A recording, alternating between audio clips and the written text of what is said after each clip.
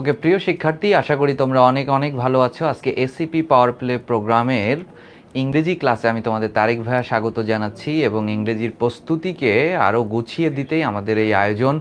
So তোমরা যারা ইতিমধ্যে জয়েন করে ফেলেছো অবশ্যই লাইভটা শেয়ার করে ফেলো এবং আমার কথা স্পষ্ট শুনতে পাচ্ছ কিনা সেটা একটু কমেন্টস করে জানাও সবাই। আজকে আমরা যে কথাবার্তা বলবো একটু আলোচনাধর্মী ক্লাস, এটা তোমরা বুঝতেই পারতেছো। ফ্লো চার্ট এবং যারা 25 ব্যাচের রয়েছে, ফ্লো চার্টে তোমাদের যেহেতু শর্ট সিলেবাস 5 মার্কস থাকবে এবং 26 ব্যাচের স্টুডেন্টের যদি আসলে তোমার এটা ফুল সিলেবাস হয় তাহলে 10 মার্কস সাধারণত ফ্লো চার্টে থাকে, বাট ওভারঅল আমরা ধরতে পারি যে এই 5 মার্কস কিন্তু আজকের ক্লাসের পরে আমরা এই টপিক্সের উপরে দুটো ক্লাস সাজিয়েছি। দেন এই ক্লাসের পরে তোমার যাতে প্রবলেম না থাকে, সো তোমার রেসপন্স যদি খুব ভালো হয়, ঠিক আছে, এবং তুমি অবশ্যই প্রচুর প্রশ্ন করবা, ঠিক আছে, খাতা কলম নিয়ে বসে পড়ো এবং তুমি একটু যদি সিরিয়াস হও তাহলে কিন্তু ফ্লো চার্ট নিয়ে আলটিমেটলি আর কোনো ধরনের প্রবলেমই তোমার থাকার কথা না, ঠিক আছে। কিভাবে ফ্লোচার্ট সলভ করতে হবে, প্রশ্নকে কিভাবে করতে হবে, ফেস করবা, এবং বোর্ডের টেকনিক্সটা কি, বোর্ড আসলে লার্নার্সদের উদ্দেশ্যে কি বলেছে সেই ব্যাপারগুলো তোমাকে দেখতে হবে। হ্যাঁ, আমাদের বিভিন্ন জায়গাতে নোট পুস্তকে নানাভাবে নানা উত্তরপত্র দেয়া, বিভিন্নভাবে করা, এগুলো তো কোনো জাজমেন্টাল জুডিশিয়াল কোনো কিছু নাই, তাই না? এবং তোমরা নিজের অজান্তেই আসলে ভুল করে থাকো। সো আমাদের শিক্ষা বোর্ড থেকে টিচার্স ট্রেনিং যে বইগুলো রয়েছে সেখানে এক ধরনের নির্দেশনা কিভাবে ফ্লোচার্ট লিখতে হবে, এবং বাজারে আমি অনেক সব বই তো মোটামুটি দেখি, আসলে সেই জায়গা থেকে একটা বিশাল রকমের তোমার অসামঞ্জস্য দেখা যায়, যার ফলে আসলে স্টুডেন্টরা মার্কস পায় না, কোনটা আসলে অ্যাকচুয়াল কারেক্ট ফর্ম সেইটাও আসলে বুঝতে পারে না, ঠিক আছে। তো সবাই একটু কমেন্টস করে জানাও আমার কথা শুনতেছো কি না। ওকে ফাইন, ওয়ালাইকুম আসসালাম সবাই। একটু আর এই পুরো টপিক্সটা হচ্ছে খাতা কলম নিয়ে বসবা, কিভাবে সলভ করতে হবে, কি কনসেপ্টগুলো দেখতে হবে, একটু আমরা একদম সরাসরি প্রশ্নে চলে যাই। এখানে একটা কোশ্চেন দেখতে পাচ্ছ, ঠিক আছে, একটা কোশ্চেন দেখতে পাচ্ছ। আচ্ছা, নর্মালি ফ্লোচার্ট করার জন্য একটু খেয়াল করবা, এই জায়গাতে একটু সবাই লিখে ফেলো।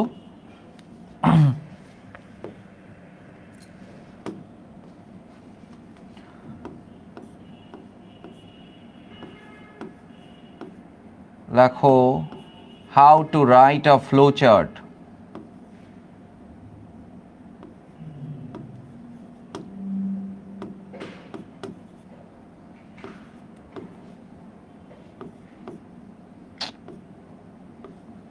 হাউ টু রাইট আ, বোর্ডে বেশ প্রবলেম করতেছে তো।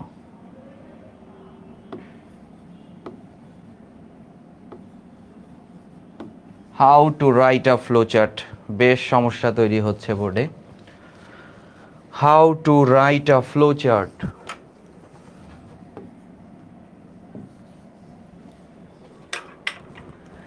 খেয়াল করবা, খুব মনোযোগ দিবা। How to write a flow chart, শুনতে পাচ্ছ কি না? Okay fine, clear. তাহলে একটু মনোযোগ দিবা।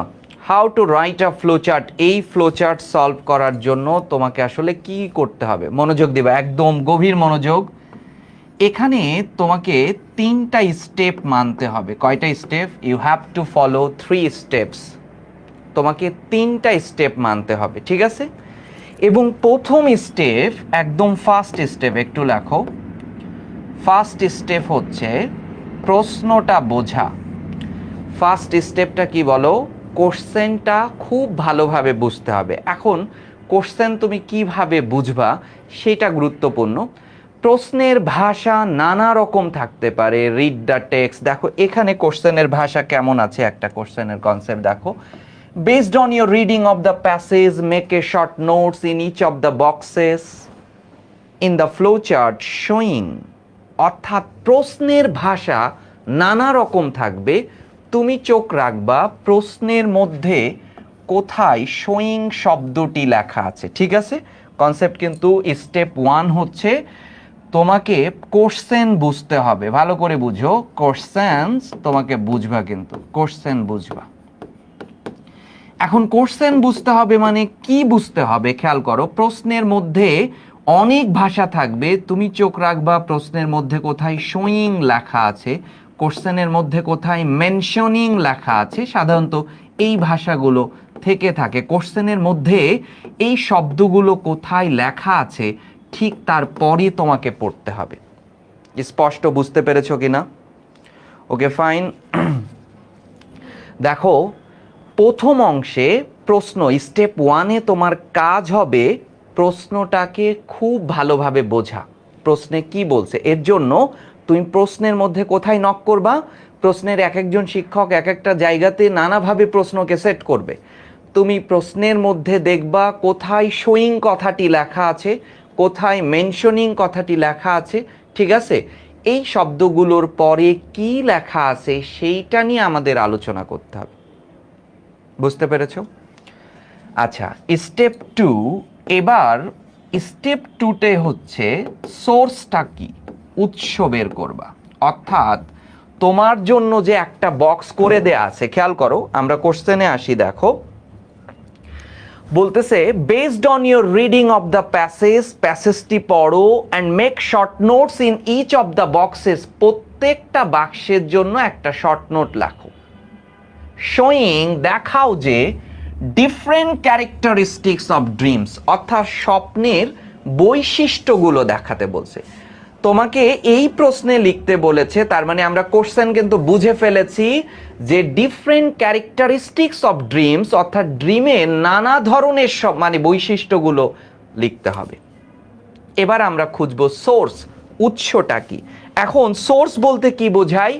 এই যে extraordinarily vivid, number 1 is done for you, একটা তোমার জন্য যে করে দেয়া আছে, এই প্রথম বক্সটা প্যাসেজের কোন জায়গা থেকে নিয়েছে সেইটা খুঁজে বের করা, সেইটাকে আমরা উৎস বলি।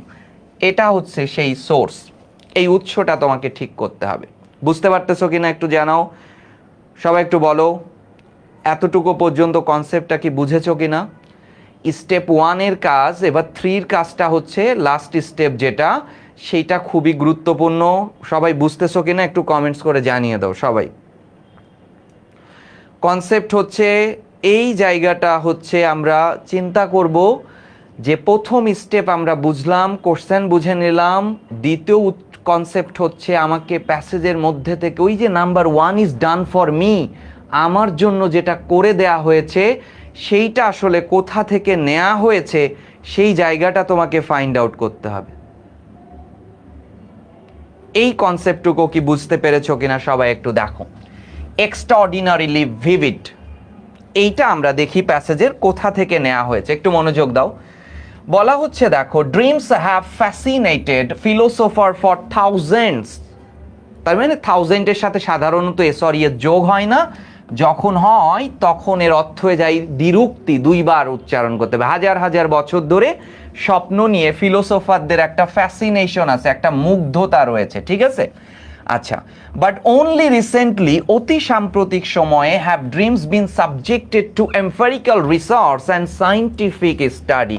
অর্থাৎ আমরা খুব সাম্প্রতিক সময়ে স্বপ্ন নিয়ে বহু বছর ধরে, হাজার হাজার বছর ধরে মুগ্ধতা রয়েছে, কিন্তু সাম্প্রতিক সময়ে এটা একটা গবেষণার বিষয় হয়ে উঠেছে।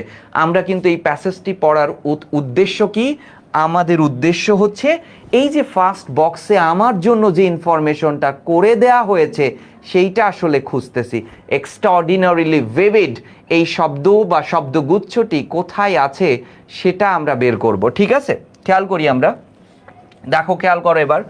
Chances are that you have often found yourself puzzling. Puzzle মানে হতবুদ্ধি হয়ে যাওয়া।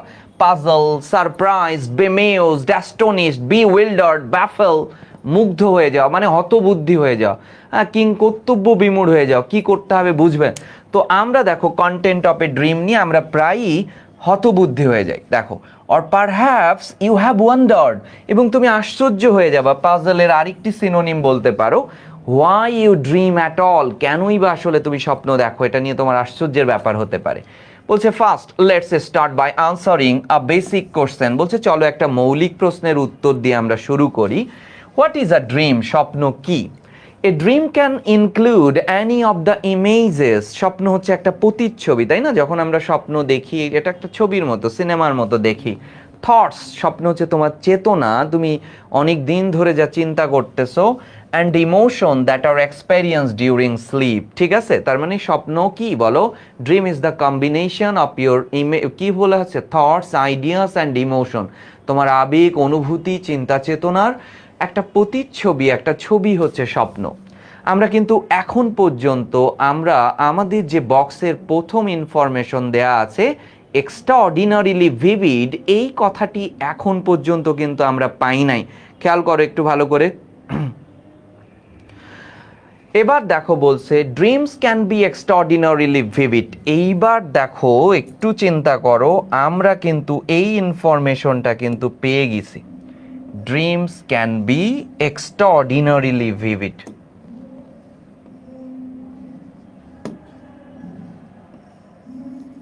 এখান থেকে দেখো, এই হচ্ছে আমরা এত সময় পরে সোর্স পেয়েছি, বুঝতে পেরেছো? তাহলে প্রথম অংশ হচ্ছে আমাদের কোশ্চেন বুঝতে হবে, প্রশ্নে কি আছে। প্রশ্ন বোঝার জন্য আমাদের কি করতে হবে? প্রশ্ন বোঝার জন্য আমাকে প্রশ্নের মধ্যে, প্রশ্নের ভাষা আমি বারবার বলতেছি নানা রকম হতে পারে, কিন্তু তুমি ওই শোয়িং এর পরে বা মেনশনিং শব্দটি কোথায় লেখা আছে সেইটা তোমাকে ভালো করে দেখতে হবে, এবং তারপরে কি আছে সেইটাকে বোধগম্য করতে হবে, বুঝতে হবে। তুমি অনুবাদ করতে পারো। কি বলা হচ্ছে? ডিফারেন্ট ক্যারেক্টারিস্টিক্স অফ ড্রিমস, স্বপ্নের নানা বৈশিষ্ট্যগুলো লেখো, ডিফারেন্ট, ভিন্ন ভিন্ন বৈশিষ্ট্য লেখো। তাহলে আমরা প্রশ্ন বুঝেছি। দ্বিতীয় কাজ বলেছে আমাদের জন্য, দেখো one has been done for you, একটা তোমার জন্য করে দেয়া থাকবে, সেইটা হচ্ছে উৎস। এই যেটা করে দেয়া আছে সেইটা তুমি প্যাসেজের কোথা থেকে পেয়েছো সেটা বের করলাম, সেটাও আমরা বের করলাম। সবাই টেক্সট বইটা একটু হাতে নাও, সবাই একটু টেক্সট বইটা হাতে নাও। বুঝতে পারছো? এই কনসেপ্টটা কিন্তু খুব ভালোভাবে বুঝতে হবে, খুবই দুর্দান্তভাবে বুঝতে হবে। Dreams can be extraordinarily vivid, আমাদের প্রথম তথ্য আমরা উৎস পেয়ে গেছি। এইবার থার্ড ইনফরমেশন যেটা, সেইটা হচ্ছে স্টেপ 3, সেটা হচ্ছে ওই উৎসটা কোন ফ্রেজে লেখা রয়েছে, ফ্রেজ নাকি ক্লজ, সেইটা ফাইন্ড আউট করতে হবে। আমার কথা কি বুঝতে পেরেছো? এবার খেয়াল করো, এই যে যে সোর্সটা তোমার দেয়া থাকে, আমরা প্রয়োজনে আরেকটি পেজ নিব, একটু মনোযোগ দিও। যে উৎসটা তোমাকে দেয়া থাকবে সেই উৎসটা কি কিভাবে থাকতে পারে? সেই উৎসটা নাউন ফ্রেজে থাকতে পারে, খুব মনোযোগ দিবা কিন্তু। সেই উৎসটা অ্যাডজেক্টিভ ফ্রেজ হতে পারে, সেই উৎসটা ভার্বাল ফ্রেজ হতে পারে, অর্থাৎ ভার্ব দিয়েও শুরু হতে পারে। খুব মনোযোগ দিবা, কনসেপ্টটা পুরো ক্লিয়ার করবা কিন্তু। অর্থাৎ এইটা যদি তুমি বুঝতে ব্যর্থ হও তাহলে কিন্তু ইন ভেইন, পুরো কনসেপ্টটাই তোমাকে কিন্তু একেবারেই। এবার আমাকে এই কনসেপ্টটা এবার দেখবা, এই যে প্রথম বক্সটা তোমার জন্য যেটা করে দেয়া আছে, বুঝতে পারছো? এইটা আসলে এই তিনটা ভাবে সাধারণত থাকবে, হয় সেটা নাউন ফ্রেজে থাকবে, না হয় সেটা অ্যাডজেক্টিভ ফ্রেজে থাকবে, না হয় সেটা ভার্বাল ফ্রেজে থাকবে। এবার খেয়াল করো নাউন ফ্রেজ কি কি ভাবে থাকবে। নাউন ফ্রেজের আমরা বাক্যে নাউন ফ্রেজ নির্ণয় করো, অ্যাডজেক্টিভ ফ্রেজ নির্ণয় করো, সেটা একভাবে করি, কিন্তু ফ্লো চার্টে আমাকে আদৌ সেটা কিন্তু খুব একটা কাজে দিবে না, খুব একটা মানে কি দিবেই না, তাই না? তোমাকে এই যে বক্সটা পড়তে পাচ্ছ এক্সট্রাঅর্ডিনারিলি ভিভিড, এইটুকু পড়েই তোমাকে ফাইন্ড আউট করে নিতে হবে এইটা আসলে কোন ফ্রেজে লেখা, নাকি আদৌ সেটা ফ্রেজ হয়েছে কিনা, ক্লজ হয়েছে কিনা, সেটা দেখতে হবে। তো দেখো নাউন ফ্রেজ কিভাবে শুরু হবে। ভার্বের আইএনজি ফ্রম দিয়ে নাউন ফ্রেজ শুরু হবে, এরপরে ফ্রেজ মানে তো বুঝোই আরো শব্দগুচ্ছ। এবং দেখো টু প্লাস ভার্বের বেস ফ্রম দিয়ে নাউন ফ্রেজ শুরু হবে, নাউন অথবা প্রোনাউন দিয়ে নাউন ফ্রেজ শুরু হবে। এবং দেখো আর্টিকেল দিয়ে শুরু হবে এবং নাউন দিয়ে শেষ হবে, এমন এই চারটা ভাবে নাউন ফ্রেজ তৈরি হবে। খেয়াল করো, অ্যাডজেক্টিভ ফ্রেজ কিভাবে তৈরি হবে, এটাও ভার্বের আইএনজি ফর্ম দিয়ে শুরু হবে এবং এরপরে সাধারণত একটা সাপোর্টিভ নাউন থাকবে, থাকলেই সেটা অ্যাডজেক্টিভ ফ্রেজ হবে সেইটা আমি বলতেছি না, সাধারণত থাকে। অ্যাডজেক্টিভ ফ্রেজ ভার্বের থার্ড ফর্ম দিয়ে শুরু হবে, স্পষ্ট। অ্যাডজেক্টিভ ফ্রেজ অ্যাডজেক্টিভ অথবা অ্যাডভার্ব দিয়ে শুরু হতে পারে এবং অ্যাডজেক্টিভ ফ্রেজ এভাবে শুরু হতে পারে, পারফেক্ট পার্টিসিপল অর্থাৎ হ্যাভিং এর পরে ভার্বের থার্ড ফর্ম দিয়ে শুরু হতে পারে। আমাকে এবার একটু কেউ একজন বলো তো, এক্সট্রাঅর্ডিনারিলি ভিভিড এর মধ্যে কোনো ভার্বই নাই, ভিভিড মানে সুস্পষ্ট, এটা হচ্ছে অ্যাডজেক্টিভ, অ্যাডজেক্টিভকে মডিফাই করেছে এক্সট্রাঅর্ডিনারিলি মানে অ্যাডভার্ব, অর্থাৎ এটা অ্যাডভার্ব এবং এটা অ্যাডজেক্টিভ, এর মধ্যে কোনো ভার্ব নেই, তাহলে এটা একটা ফ্রেজ। কেউ একটু আমাকে জানিয়ে দাও তো এটা তাহলে কোন ফ্রেজ, এটা কি নাউন ফ্রেজ নাকি অ্যাডজেক্টিভ ফ্রেজ? একটু বলো তো দেখি সবাই, এটা কি নাউন ফ্রেজ? এই যে প্রথম বক্সটা যেটা করে দেয়া থাকবে ওইটা কোন ফ্রেজে আছে সেইটা তোমাকে ফাইন্ড আউট করতে হবে। সো আমাকে একটু বলো যে এক্সট্রাঅর্ডিনারিলি ভিভিড এটা কি নাউন ফ্রেজ হয়েছে নাকি অ্যাডজেক্টিভ ফ্রেজ হয়েছে? একটু সবাই কমেন্টস করে জানাও, এটা খুব দরকার। এইটা বুঝতে পারলেই আলটিমেটলি ফ্লোচার্টগুলো তোমার কাছে বোধগম্য হতে থাকবে এবং ভুল হওয়ার সম্ভাবনা চলে যাবে। বলো এক্সট্রাঅর্ডিনারিলি ভিভিড এটা নাউন ফ্রেজ নাকি অ্যাডজেক্টিভ ফ্রেজ? এই সিম্পটমসগুলো দেখে একটু বুঝো। সুন্দর সুন্দর, অসাধারণ, এইটা হচ্ছে অ্যাডজেক্টিভ ফ্রেজ, বুঝতে পারছো? এটা একটা অ্যাডজেক্টিভ ফ্রেজ। কিভাবে বুঝতে পেরেছো অ্যাডজেক্টিভ ফ্রেজ একটু বলো তো দেখি। ওয়ালাইকুম আসসালাম তাসফিয়া সুলতানা, হিমেল বলেছে এটা অ্যাডজেক্টিভ ফ্রেজ, ঠিক আছে। অপু বলেছে এটা অ্যাডজেক্টিভ ফ্রেজ, ফাইন। এটা কি দেখে বুঝতে পারলা যে এটা অ্যাডজেক্টিভ ফ্রেজ একটু জানাও তো দেখি সবাই, কিভাবে বুঝেছো এটা অ্যাডজেক্টিভ ফ্রেজ? কোন সিম্পটমস দেখে বললা যে এটা অ্যাডজেক্টিভ ফ্রেজ? অবভিয়াসলি এটা অ্যাডজেক্টিভ ফ্রেজ।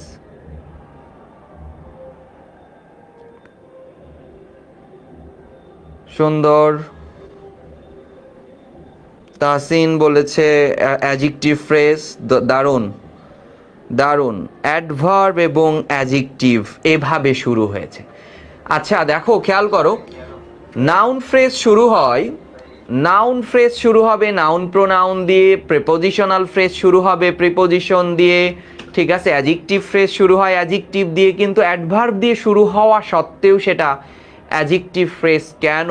কারণ অ্যাডভার্ব, মনোযোগ দিয়ে এই কথাটা শুনবা কিন্তু, অ্যাডভার্ব অ্যাডজেক্টিভে সাহায্য ব্যতীত কখনোই কোনো অর্থপূর্ণ অর্থ প্রকাশ করতে পারে না। তাই অ্যাডভার্বকে একটা অর্থপূর্ণ হয়ে উঠতে হলে সবসময় সেটাকে আমরা কি বলবো, অ্যাডজেক্টিভের আশ্রয় নিতে হয়। তাই সেটাকে আমরা অ্যাডভার্বিয়াল ফ্রেজ না বলে অ্যাডজেক্টিভ ফ্রেজই বলা হয়। এখানে যদি শুধু এক্সট্রাঅর্ডিনারিলি থাকতো তাহলে এটা দিয়ে খুব অর্থপূর্ণ অর্থ প্রকাশ পেত না, কিন্তু যখনই ভিভিড নামক অ্যাডজেক্টিভ এসেছে তখন ওই অ্যাডজেক্টিভকে সুস্পষ্ট করেছে ওই অ্যাডভার্ব, যা অ্যাডজেক্টিভকে কেন্দ্র করেই ওই অ্যাডভার্বের বেড়ে ওঠা, ওই অ্যাডভার্বের অর্থপূর্ণ হয়ে ওঠা। এই জন্যই সেটা অ্যাডভার্ব দিয়ে শুরু হওয়া সত্ত্বেও অ্যাডজেক্টিভ ফ্রেজ। দারুণ, এটা সবাই বলে ফেললা, এটা একটা অ্যাডজেক্টিভ ফ্রেজ। এখন বাকি যে 5টা বক্স আমরা লিখব সেটা যেন সবই অ্যাডজেক্টিভ ফ্রেজের অন্তর্ভুক্ত হয়। যদি নাউন ফ্রেজ হয়ে যায় তাহলে কিন্তু ভার্বাল ফ্রেজের এই জায়গাটা কিন্তু খেয়াল করো ভার্ব দিয়ে টিয়ে শুরু হবে, আমরা দেখি বা ওর মধ্যে ভার্বটা থাকবে। আচ্ছা, এখন তোমাকে আরেকটি কনসেপ্ট নিয়ে আমাদের একটু আলোচনা করতে হবে। এই জায়গাটা একটু সবাই খেয়াল করবা, ঠিক আছে? এই কনসেপ্টটা একটু খুব মনোযোগ দিবা, তাহলে আমরা লেখালেখি শুরু করব। আরও বেশ কিছু প্যাসেজগুলো নিয়ে আমরা জায়গাটা শুরু করব, একটু ভালোভাবে দেখবা। এখন দেখো, আমি এই জায়গাটা যেটা নিয়ে আমরা বললাম ভেরি গুড, দেখো একটু মনোযোগ দাও। ভেরি গুড, এটা ধরো একটা বক্স, এখানে গুড হচ্ছে অ্যাডজেক্টিভ আর ভেরি হচ্ছে অ্যাডজেক্টিভকে মডিফাই করেছে অ্যাডভার্ব। তো তুমি যদি খুব অর্থাৎ শুধু ভেরি লেখো, এটা কোনো অর্থপূর্ণ অর্থ প্রকাশ করে না।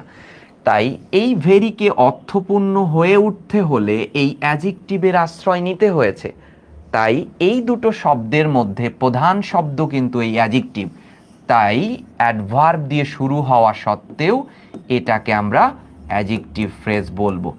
আরেকটা কনসেপ্ট একটু মনোযোগ দিয়ে দেখবা, আমাদের এই জায়গাটা একটু দেখো, খেয়াল করো, আমরা যে কনসেপ্টটা নিয়ে কথা বলতেছি, তুমি টু প্লাস ভার্বের বেস ফর্ম দিয়ে শুরু হয়েছে, এটা নাউন ফ্রেজ হলো। নাউন অথবা প্রোনাউন দিয়ে শুরু হলো, নাউন ফ্রেজ হলো। আর্টিকেল দিয়ে শুরু হয়েছে, নাউন ফ্রেজ হলো। হ্যাঁ, ভার্বের থার্ড ফর্ম দিয়ে শুরু হয়েছে, অ্যাডজেক্টিভ ফ্রেজ হলো। অ্যাডজেক্টিভ অথবা অ্যাডভার্ব দিয়ে শুরু হয়েছে, অ্যাডজেক্টিভ ফ্রেজ হলো। হ্যাভিং এর পরে ভার্বের থার্ড ফর্ম দিয়ে কোনো ফ্রেজ তৈরি হয়েছে, এটা অ্যাডজেক্টিভ ফ্রেজ হলো। কিন্তু আমাদেরকে ভোগাবে এই দুটো, অর্থাৎ ভার্বের আইএনজি ফর্ম দিয়ে শুরু হলে নাউন ফ্রেজ হবে, আবার ভার্বের আইএনজি ফর্ম দিয়ে শুরু হলে অ্যাডজেক্টিভ ফ্রেজ হবে। এই দুটো জিনিস একটু দ্রুত চিনে ফেলো, ঠিক আছে? এই ভার্বের আইএনজি ফর্মের পরে যদি একেবারেই নাউন না থাকলে তুমি বুঝে নিবা, খুব সহজেই বুঝে নিবা যে এইটা নাউন ফ্রেজ আছে।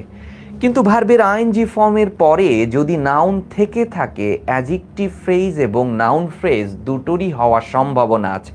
একটু মনোযোগ দিবা, এই জায়গাটা একটু দেখো, খেয়াল করো। আমাকে সবাই একটু দ্রুত এই কনসেপ্টটা নিয়ে উত্তর করবা, এটা একটু আলোচনাধর্মী ক্লাসই হবে। ধরো আমি এখানে লিখলাম সুইমিং পুল, ভালো করে বুঝো, সুইমিং পুল,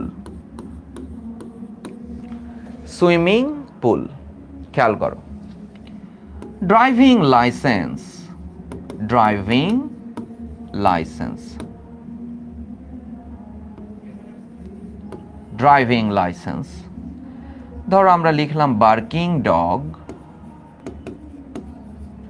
বার্কিং ডগ। আমরা লিখলাম ধরো রানিং ট্রেন, রানিং ট্রেন।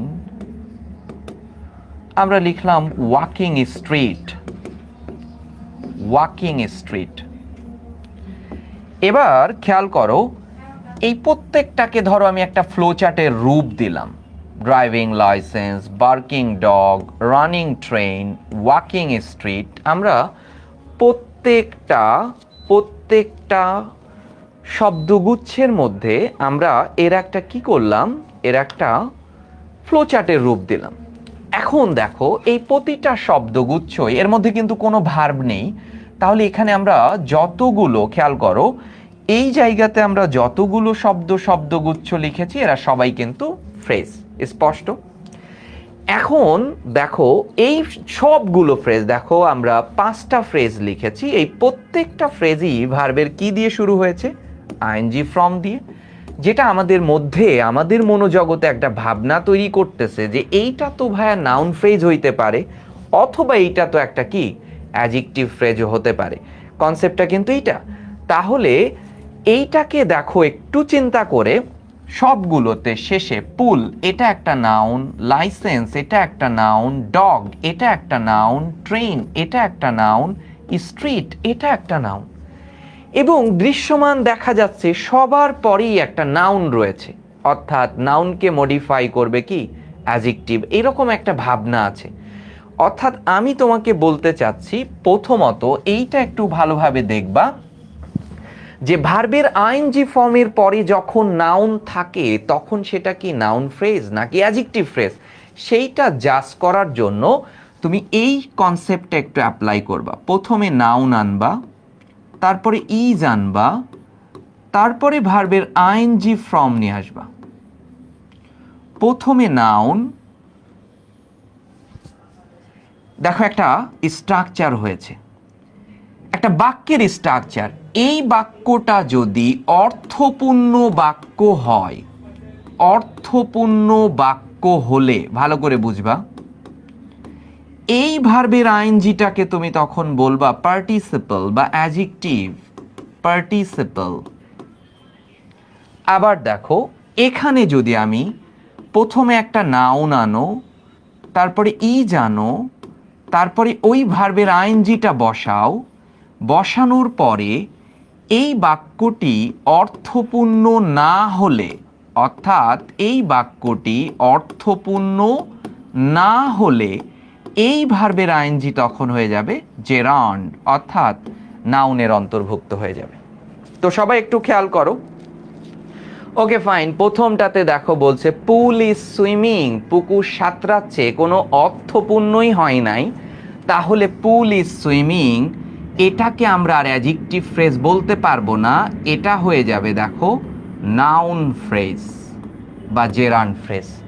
ঠিক এভাবে আস্তে আস্তে সলভ করে ফেলো। লাইসেন্স ইজ ড্রাইভিং, এই লাইসেন্স কি নিজে গাড়ি চালাই নাকি? না, এটাও অর্থপূর্ণ হয় নাই, তাহলে এটাও নাউন ফ্রেজ।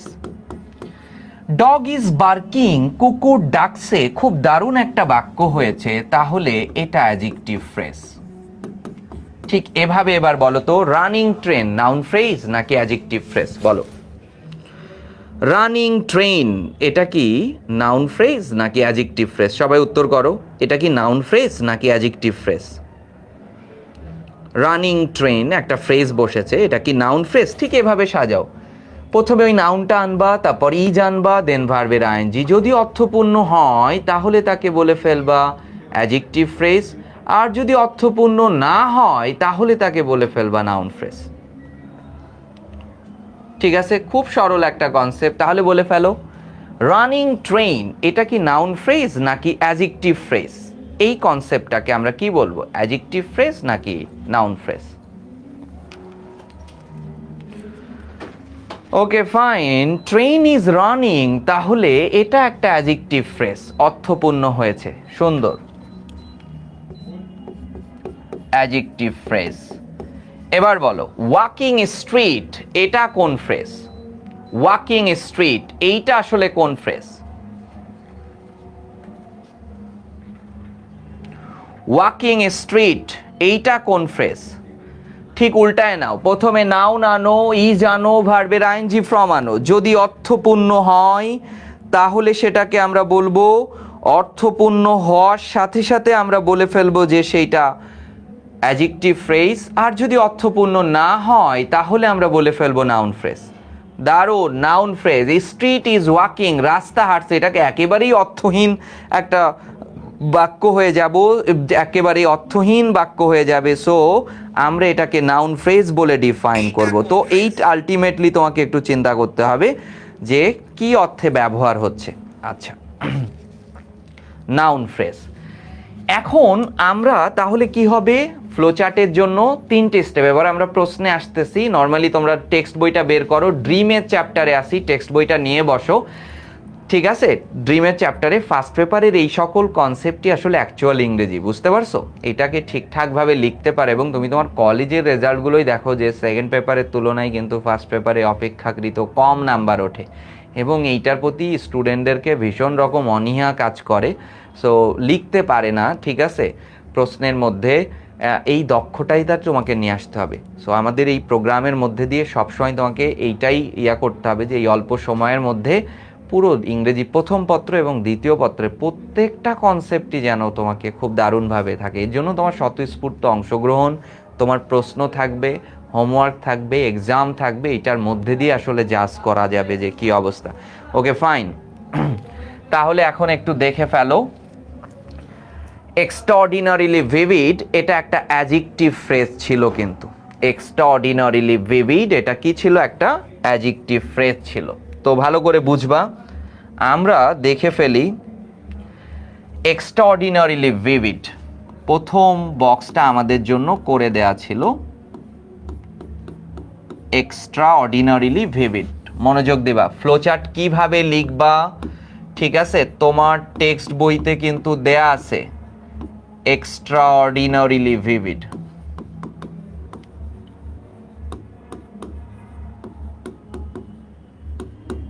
ঠিক আছে, এক্সট্রাঅর্ডিনারিলি ভিভিড এইটা প্রথম দেয়া আছে, এভাবে লিখতে হবে।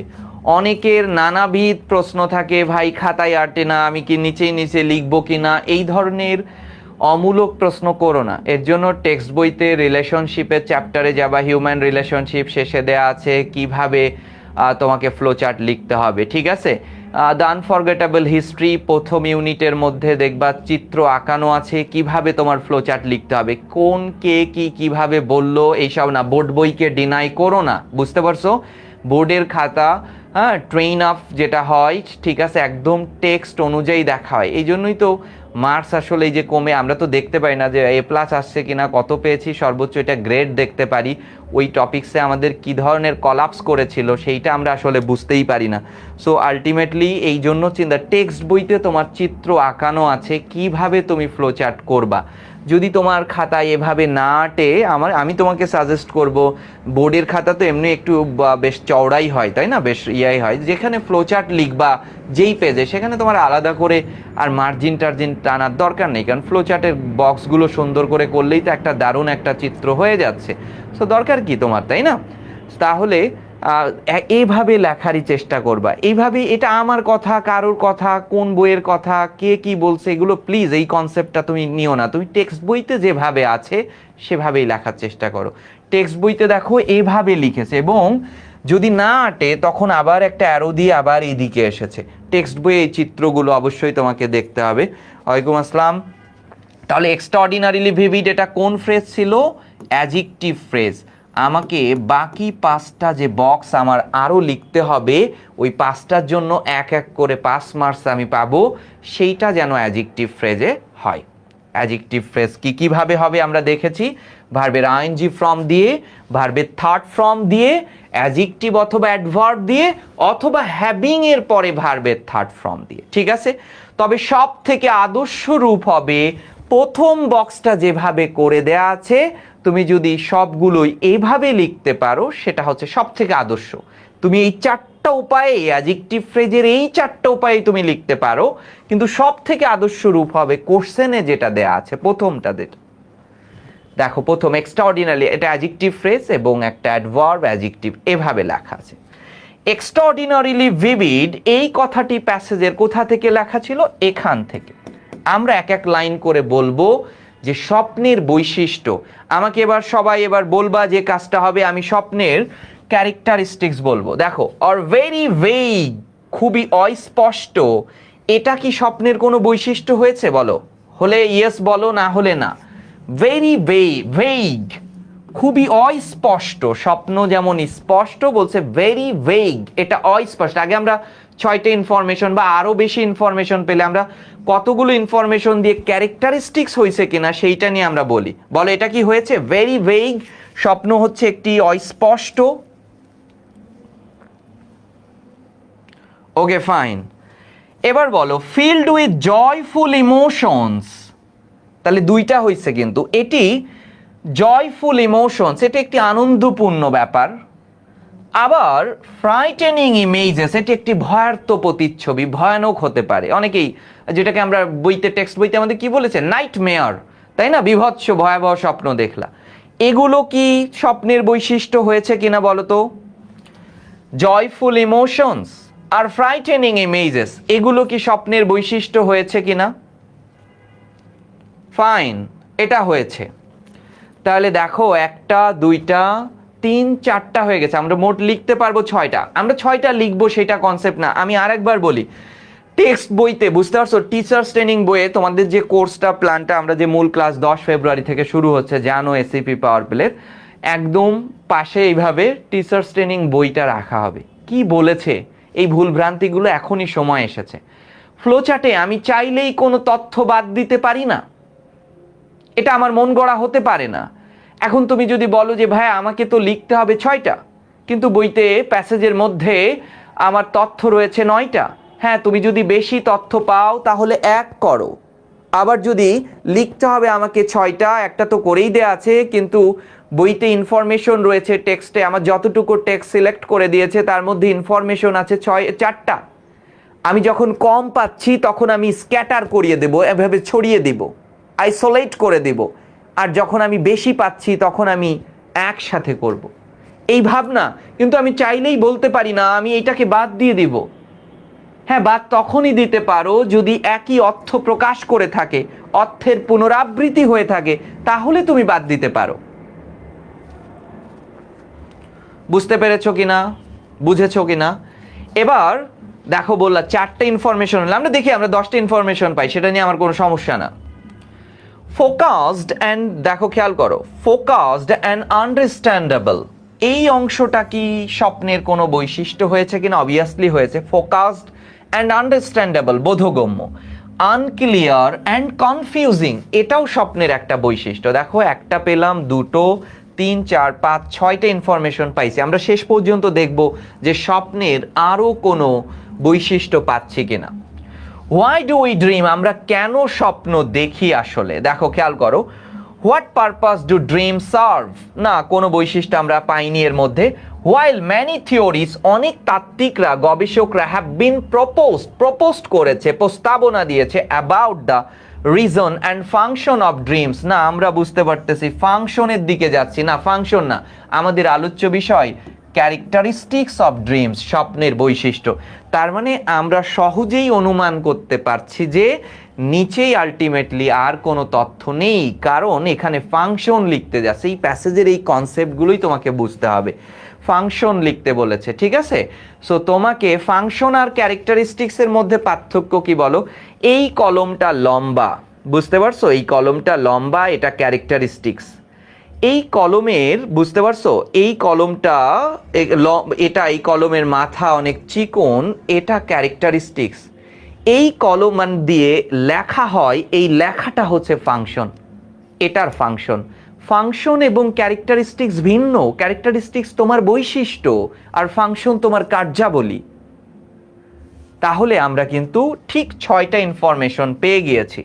তাহলে দেখো, এক্সট্রাঅর্ডিনারিলি ভিভিড, ভেরি ভেগ, মনোযোগ দিবা, সেকেন্ড বক্সটা আমরা পাচ্ছি ভেরি ভেগ, এটা একটা অ্যাডজেক্টিভ ফ্রেজ, ঠিক এভাবে লিখতে হবে। কিন্তু এরপরের যে কনসেপ্টটা আমরা পাচ্ছি, দেখো, ফিল্ড উইথ জয়ফুল ইমোশন, ভার্বের থার্ড ফর্ম দিয়ে অ্যাডজেক্টিভ ফ্রেজ হতে পারে। সো তুমি এটাও লিখতে পারো, filled with joyful emotion. Filled capitalization করবা কিন্তু, ফিল্ড উইথ জয়ফুল ইমোশন।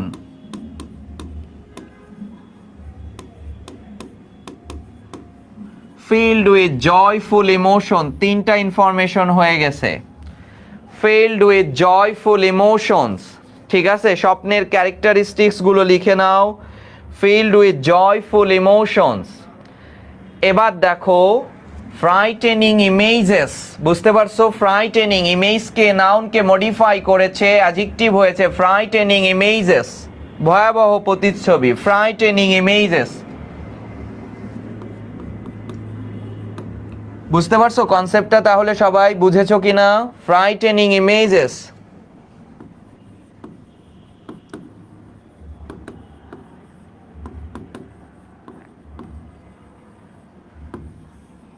দেখেছো? তাহলে আমরা 4টা ইনফরমেশন কিন্তু পেয়ে গিয়েছি, ফ্রাইটেনিং ইমেজেস। এবার 5 নাম্বার ইনফরমেশনটা বলো সবাই। ফ্রাইটেনিং ইমেজেস, 5এর ইনফরমেশন বলো। এই জায়গা থেকে ভুল হওয়ার পসিবিলিটি আছে। ফ্রাইটেনিং ইমেজেস, 5 নাম্বার তথ্যটা বলো সবাই। দেখি 5 নাম্বার তথ্য কি লিখবা, 5 নাম্বার ইনফরমেশন কি লিখবা সবাই একটু বলো তো দেখি। 5এর ইনফরমেশনটা বলো। স্বপ্নের বৈশিষ্ট্য আমরা পেয়েছি এক্সট্রাঅর্ডিনারিলি ভিভিড, একে দেয়া ছিল number 1 is done for us, আমাদের জন্য এটা দেয়া ছিল। 2তে লিখেছি আমরা ভেরি ভেগ, অত্যন্ত অস্পষ্ট হতে পারে। 3এ আমরা লিখেছি জয়ফুল ইমোশনস, আনন্দপূর্ণ হতে পারে। 4এ আমরা লিখেছি এটা ভয়াবহ হতে পারে, ফ্রাইটেনিং ইমেজেস। 5 নাম্বার তথ্যটা কি হবে বলো তো একটু সবাই। আচ্ছা, ফ্রাইটেনিং ইমেজেস কি এটা নাউন ফ্রেজ কিনা একটু মনোযোগ দাও। এই ইমেজ একটা প্রতিচ্ছবিকে সরাসরি মডিফাই করেছে কিন্তু, তাই না? আমি তোমাকে একটা কৌশল দেখানো হয়েছে, সরাসরি মডিফাই, এটা কেমন? আর আবার তুমি বলো, এই অংশ যে অ্যাডজেক্টিভ ফ্রেজ হবে এইটা স্পষ্ট। কেন স্পষ্ট? আমরা কি লিখতেছি বলো? ড্রিমের বৈশিষ্ট্য, ভালো করে বুঝো। ড্রিমকে নাউন, আমরা লিখতেছি ক্যারেক্টারিস্টিক্স অফ ড্রিমস। ড্রিমের বৈশিষ্ট্য, তাহলে নাউনের বৈশিষ্ট্য কি হবে? অ্যাডজেক্টিভ হবে।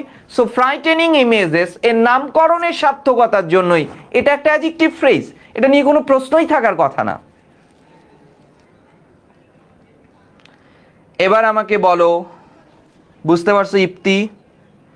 ফোকাসড অ্যান্ড আন্ডারস্ট্যান্ডেবল যদি বলো হিমেল, তাহলে এই জায়গাতে কিন্তু একটা মারাত্মক ভুল হয়ে গেছে। এই ফোকাসড মানে ধরো তোমাকে তোমার জীবনের অনেক অনেক সব জীবনে নানা ধরনের প্রতিবন্ধকতায় ঘেরা অনেক কিছু, কিন্তু তুমি ফোকাস করে আছো এইটা এখানে। অর্থাৎ ফোকাসড মানেই, বুঝতেই পারছো, ফোকাস শব্দের অর্থই হচ্ছে ভিভিড, অত্যন্ত ভিভিড এর সিনোনিম ফোকাসড। তাই তুমি ফোকাসড কথাটি একদম সরাসরি আর লিখতে পারো না, এই জায়গাগুলো কিন্তু খেয়াল রাখতে হবে। Focused it refers to vivid. Focus তো এই যে এই রুমের মধ্যে অনেক কিছু আছে, বাট আমি ক্যামেরার দৃষ্টিতে আমি অত্যন্ত সুস্পষ্টভাবে এই দিকেই তাকিয়ে আছি, অন্যদিকে কিন্তু আমি যাচ্ছি না। আমার ফোকাস এটা, এই লেন্সের ফোকাস আমি। আবার তুমি এইটাকে নিয়ে লিখতে হবে আন্ডারস্ট্যান্ডেবল, অ্যাডজেক্টিভ, বোধগম্য, একটা শব্দ দিয়েই বোঝাচ্ছে। পরের কনসেপ্টেও একই ধরনের ভিউ। এই যে ভেগ মানে অস্পষ্ট, কনফেস রাখো, তাহলে এই আনক্লিয়ার যদি বলো তাহলে ভেগের সরাসরি সিনোনিম লেখা হলো, তাই তুমি কিছুটা দূরে সরে যাও, কনফিউজিং। বুঝতে পেরেছো? 5 নম্বরে লেখো শুধু আন্ডারস্ট্যান্ডেবল, 6 লেখো কনফিউজিং। এই কনসেপ্টটা কি বুঝতে পেরেছো কিনা একটু সবাই বলো।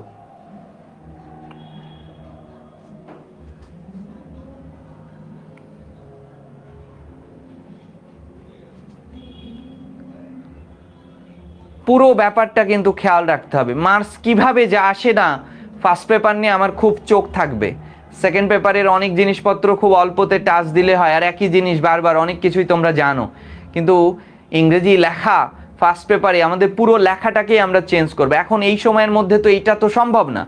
আমরা কি করব, আমরা একটা সাজেশন আমি একটা তোমাদের প্রোভাইড করব, সেই সাজেশনে রিটেন পার্টগুলোকে একদম গুণগত মান, পুরো লেখার ধারাকে চেঞ্জ করব, ওইগুলো নিয়েই তুমি চর্চা করবা। এখন দুনিয়া তুমি যা শিখে সেই আলটিমেট সেই অমুক পরিবর্তন এই সময়ের মধ্যে সেটা সম্ভব না।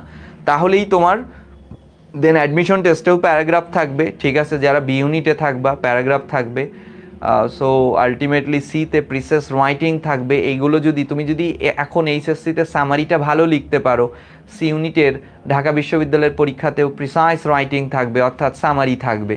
সো একই জিনিস কিন্তু সেইটা যদি প্যাসেজ থেকে দেখে দেখে কপি করো, প্যাসেজ বোধগম্য না থাকে, সেইটা আসলে আলটিমেটলি কোনো লাভ হবে না। Okay fine. সো চিন্তা করবা একটু, আমার ক্লাসগুলোতে একটু এরকম আলোচনা হবে স্বভাবতই, গ্রামার, রুলস, হ্যান ত্যান, সেটা দিয়ে তো অনেক পথ পাড়ি দিয়েছো, বুঝতে পারছো না?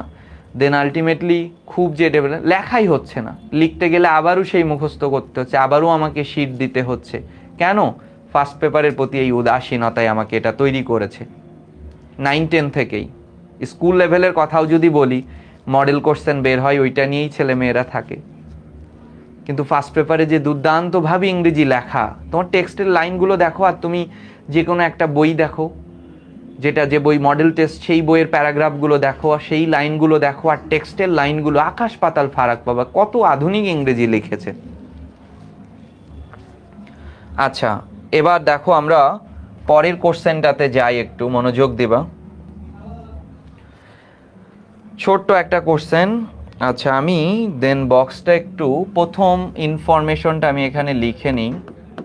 ফার্স্ট ইনফরমেশনটা একটু রয়েছে প্যাসেজের সাথে।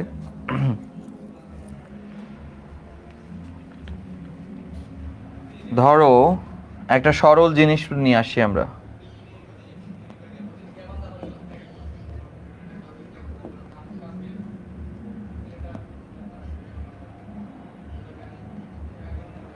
একদম সহজ একটা কনসেপ্ট আমরা লিখব। ওকে, দেখি এটা তোমাদের স্বতঃস্ফূর্ত উত্তর থাকবে।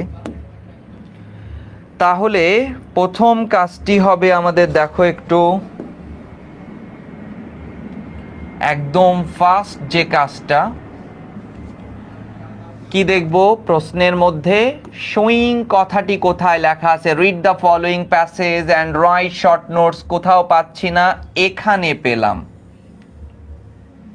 এই শোয়িং এর পরে কি লেখা আছে সেটাই হচ্ছে আমাদের আলোচ্য বিষয়। এই শোয়িং এর পরে কি লেখা রয়েছে সেটাই হচ্ছে আমাদের আলোচ্য বিষয়। কি লেখা আছে দেখো, দ্য ফাংশনস অফ এডুকেশন। এবার ক্যারেক্টারিস্টিক্স লিখলা একটু আগে, এবার লিখেছো ফাংশনস। তাহলে বলো ফাংশনস অফ এডুকেশনের যে কনসেপ্টগুলো পাচ্ছ, অর্থাৎ শিক্ষার ফাংশনগুলো কি, এইটা কিন্তু খুব গুরুত্বপূর্ণ। এই ফাংশনস ভালো করে বুঝো, ফাংশনস অফ এডুকেশন, শিক্ষার ফাংশনগুলো কি সেইটা তোমাকে জানাইতে বলছে। প্রশ্ন তাহলে বুঝেছো? প্রশ্ন বুঝে নিলা, শিক্ষার ফাংশন কি, এই কনসেপ্টটা কিন্তু বুঝতে পারলা যে শিক্ষার ফাংশন কি, অর্থাৎ শিক্ষার কার্যাবলীগুলো কি সেইটা তোমাকে জানতে বলেছে। এবার আমাকে বলো, প্রথম অপশনটা রয়েছে making us aware of ourselves. এইটা আসলে কোন ফ্রেজে আছে বলো তো? Making us aware of ourselves. প্রথম বক্সটা আমি এখানে লিখি, মেকিং আস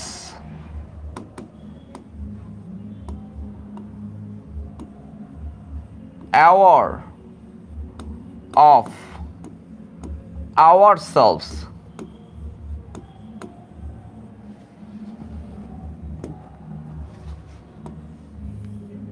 এই হচ্ছে আমাদের ফার্স্ট বক্স রয়েছে, খেয়াল করো।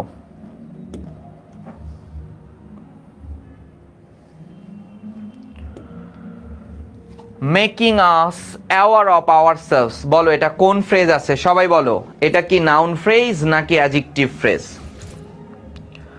Making us aware of ourselves, এটা কি নাউন ফ্রেজ নাকি অ্যাডজেক্টিভ ফ্রেজ? দ্রুত একটু বলো, এটা কি নাউন ফ্রেজ নাকি? দারুণ হিমেল, খুব সুন্দর, এইটা হচ্ছে noun phrase. Noun phrase making আস, এটা দিয়েই বোঝা যাচ্ছে একটা ভার্বের আইএনজি দিয়ে পরে নাউন প্রোনাউন, খুব কোনো অর্থবহ কিছু না, এটা একটা নাউন ফ্রেজ।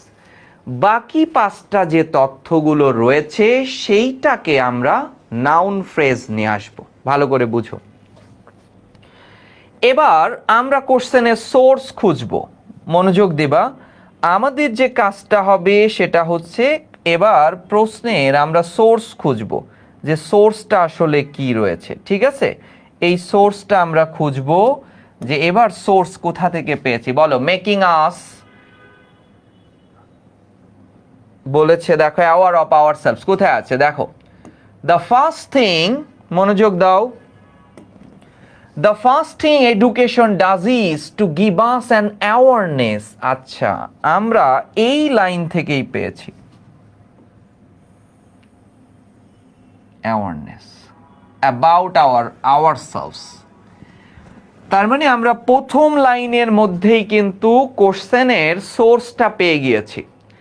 এবার আমাকে বলবা ফাংশনস অফ এডুকেশন হলে আমাকে বলবা যে ভাইয়া এইটা ফাংশন অফ এডুকেশন, বুঝতে পারছো? ফাংশন অফ এডুকেশন যখনই হবে আমাকে বলবা যে ভাই এইটা ফাংশনস অফ এডুকেশন।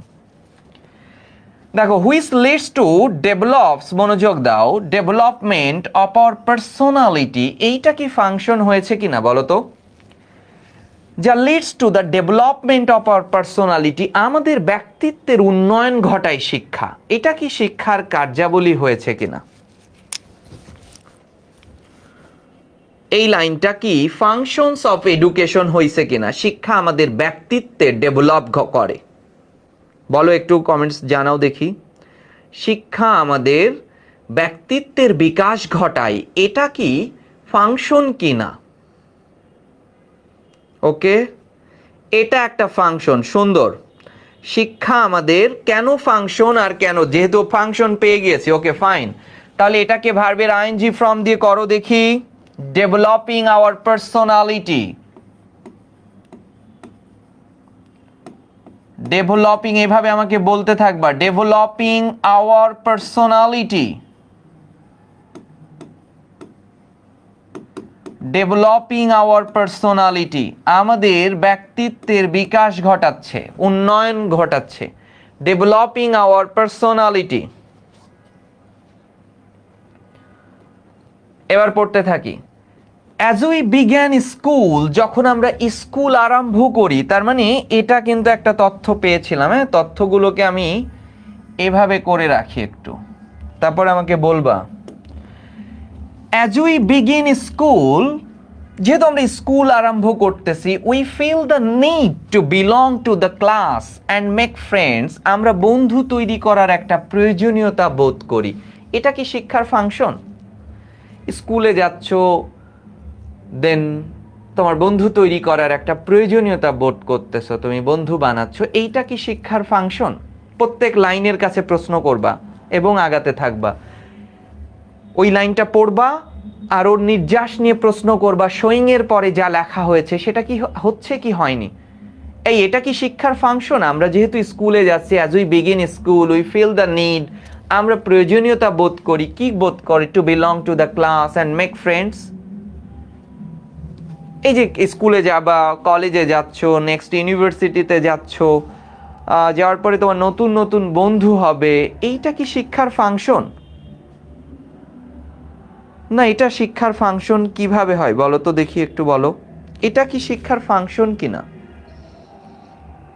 না, এটা শিক্ষার ফাংশন না, এটা তোমার ফাংশন।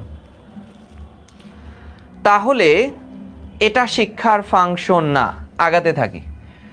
উই দেন, ভালো করে বুঝো, এরপরে আমরা দেন হবে expand our community and finally our country.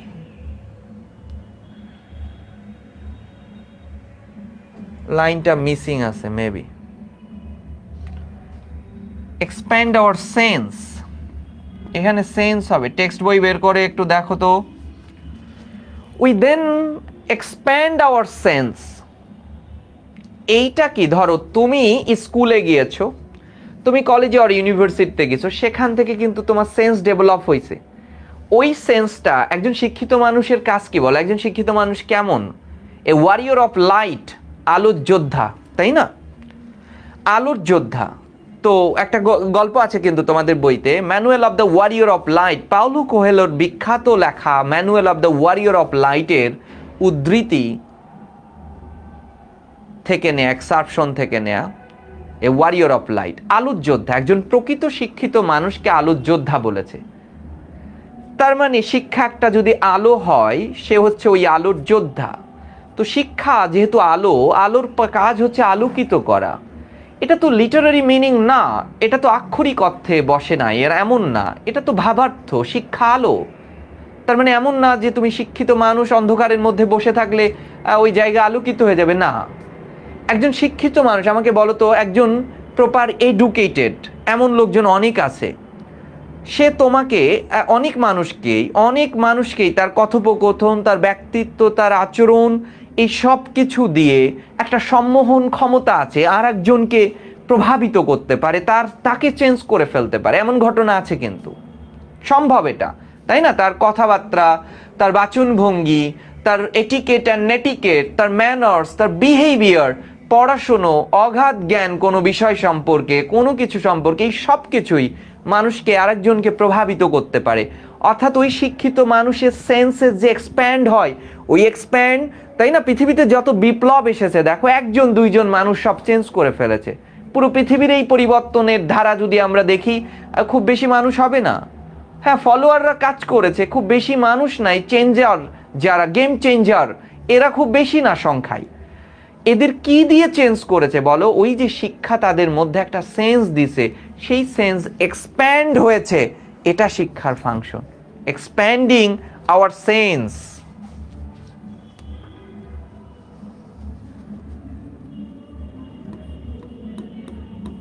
লেখো, এক্সপ্যান্ডিং আওয়ার সেন্স।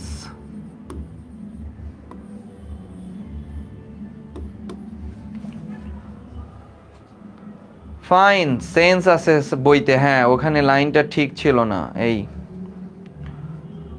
ওকে, ওয়ালাইকুম আসসালাম নাজমুস সাকিব, তোমাদের ইকোনমিক্স নেবে, দুর্দান্ত পড়াই। সেন্স আছে, হ্যাঁ, এক্সপ্যান্ডিং আওয়ার সেন্স, ওখানে লাইন মিসিং হয়ে গেছিল মেবি।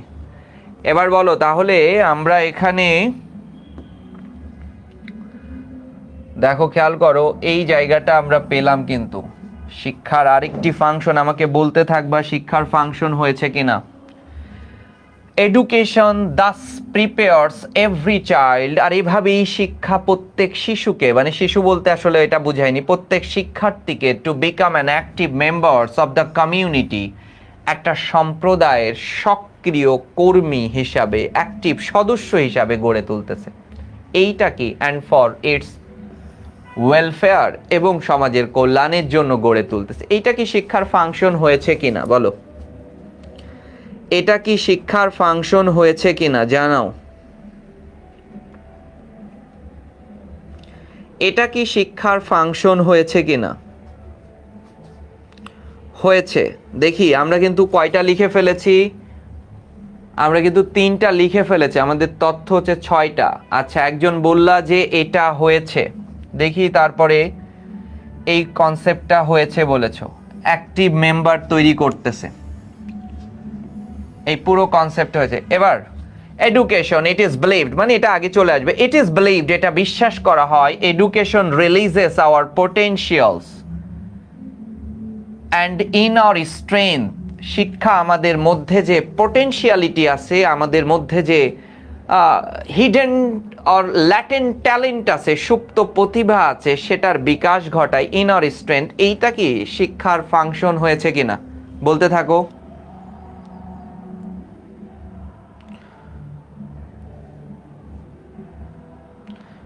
শিখো, এই যে এখন তুমি কোশ্চেনে আমার প্রশ্নের গুলোর সাথে তাল মেলাও, তাহলেই তো শেখা হয়ে যাবে, এটা তো আহামরি কিছু না।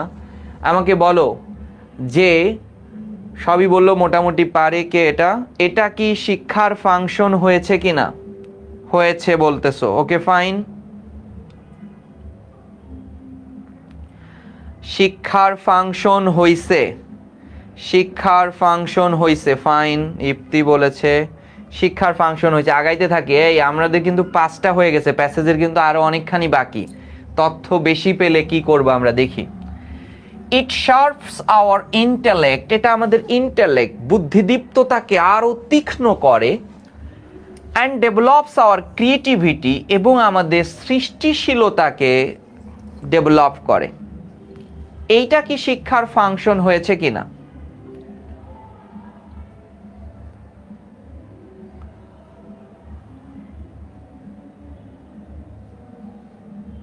ওকে ফাইন, বলো এটা আমাদের সৃষ্টিশীলতাকে বাড়াচ্ছে, সুন্দর। It sharps our intellect and develops our creativity, এটা আমাদের কনসেপ্টটা কিন্তু বুঝো কিন্তু। As we are taught to reason well and find solution to the problems of life, we become productive members of the society. না, এখানে we are taught to reason well, আমরা যে সার্ফ এক্সেলের অ্যাড দেখো না, দাগ থেকে যখন নতুন কিছু, তাহলে তো দাগই ভালো, তো সেটাই বলতেছে we are taught to reason well and find solution the problem. আমাদের জীবনে অনেক প্রবলেম আসবে, এবং আমরা যদি সেই সমস্যার সলিউশন, আমরা যদি উৎখাত, মানে কি করতে পারি, আমরা যদি সেটাকে ফাইন্ড আউট করতে পারি, আমার জীবনে প্রবলেম কেন আসলো, এই রিজনটা যদি আমি জানি, তাহলেই তুমি একজন প্রোডাক্টিভ মেম্বার্স হয়ে উঠবা সমাজের। খেয়াল করো, education by definition in progress and liberal, শিক্ষা আমাদেরকে লিবারেল, মুক্ত মনা করে তুলতেছে, teaching us to respect human diversity, মানুষের তো কোনো, মানুষের কি বলো, হিউম্যান ডাইভার্সিটি, মানব যে মানুষের ডাইভার্সিটিকে, অর্থাৎ মানুষের যে বৈচিত্র্যতা, মানুষের বৈচিত্র্যতা আবার হয় না, কিসে আছে, কিছুটা বৈচিত্র্যতা আছে, সেটা কিসে বলো, কালচারাল, তাই না, রিলিজিয়াস ডিফারেন্স, এটাই মানুষের বৈচিত্র্যতা হলে তার ধর্মে আর তার সংস্কৃতিতে। কিন্তু এই শিক্ষা আমাদেরকে হিউম্যান ডাইভার্সিটিকে শ্রদ্ধা করতে শেখায়, এটা অবভিয়াসলি শিক্ষার ফাংশন।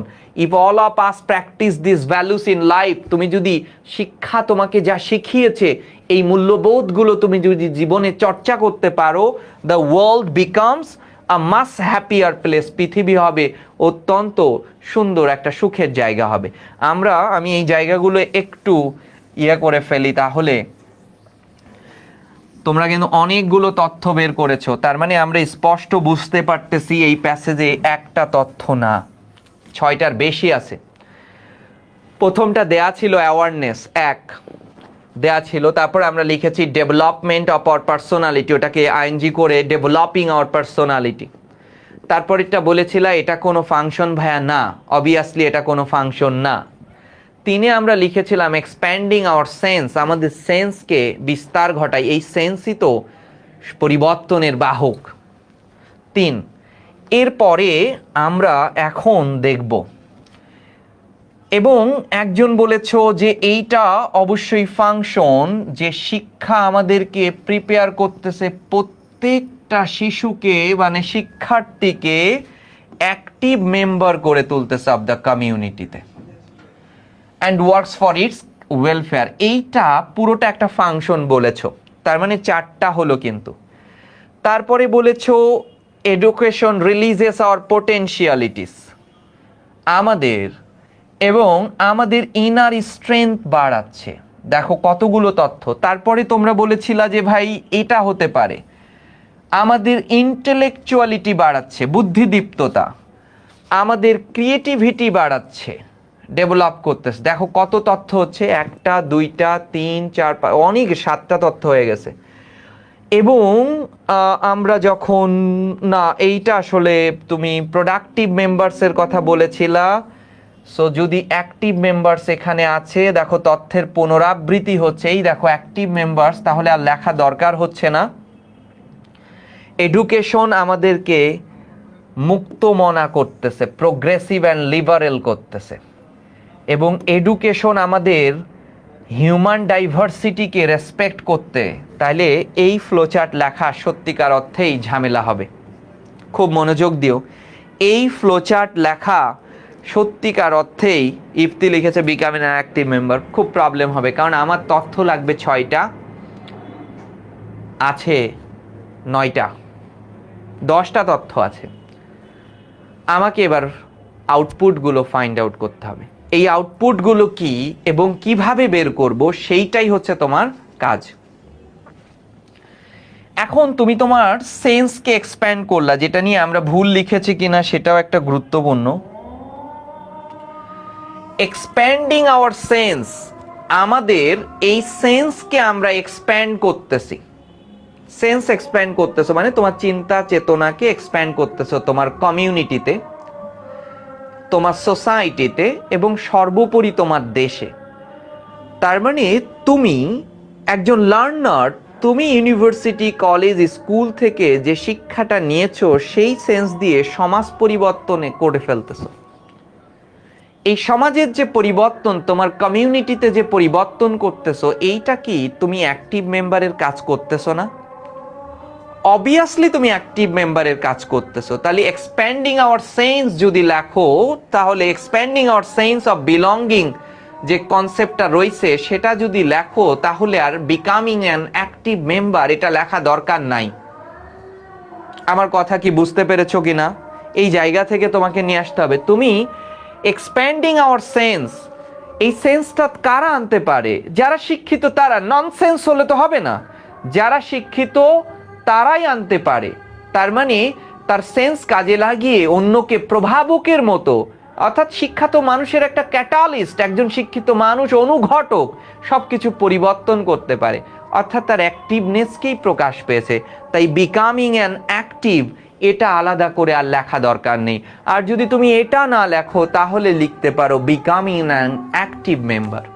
আমি যেহেতু এটা লিখে ফেলেছি, আর ইপ্তি যে তুমি লিখেছো বিকামিং অ্যান অ্যাক্টিভ মেম্বার, তাহলে তুমি এটা লিখো না আর। আচ্ছা, এবার বলতেছে সত্যজিৎ বলেছে ইম্পর্টেন্স লিখবো কিনা। তুমি আর এক ধরনের অদ্ভুত প্রশ্ন করলা, তুমি কি লিখবা সেটা বলেছে। দ্য ফাংশনস অফ এডুকেশন, দুটোই ফাংশন, কিন্তু একটা হওয়া মানে আর একটা হওয়া, তাই তথ্যের পুনরাবৃত্তি ঠেকাতে হচ্ছে। আমার কথা কি বুঝছো? তোমার লিখতে হবে তো 6টা ভাই, তার মধ্যে একটা করে দেয়া থাকবে, কিন্তু এখানে কত তথ্য আছে দেখো, বোল্ড করে রাখা হয়েছে। অনেকগুলো তথ্য রয়েছে।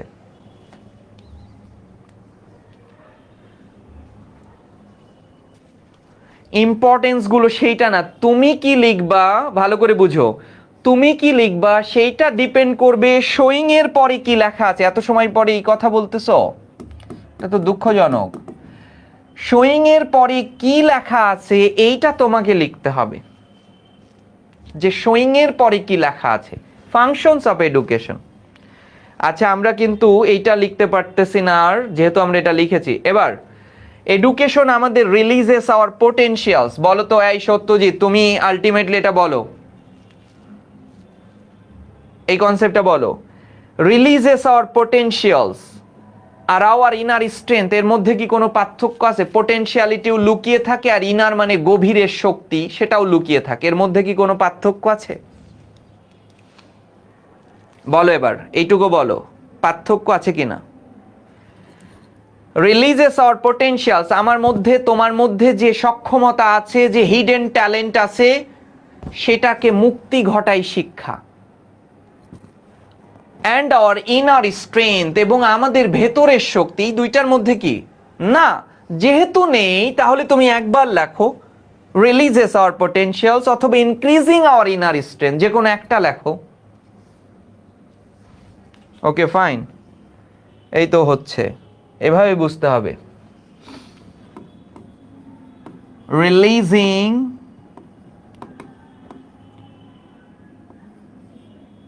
Hour potentiality. এবার দেখো, চিন্তা করো, এই যে খাতায় আটলো না, তখন টেক্সট বই বলতেছে আবার এভাবে লেখো, এভাবে লেখো, টেক্সটের ছবিগুলো দেখবা সেম। ফাইন ইমেল, যেহেতু সেম তাহলে আর এটা লেখা যাবে না।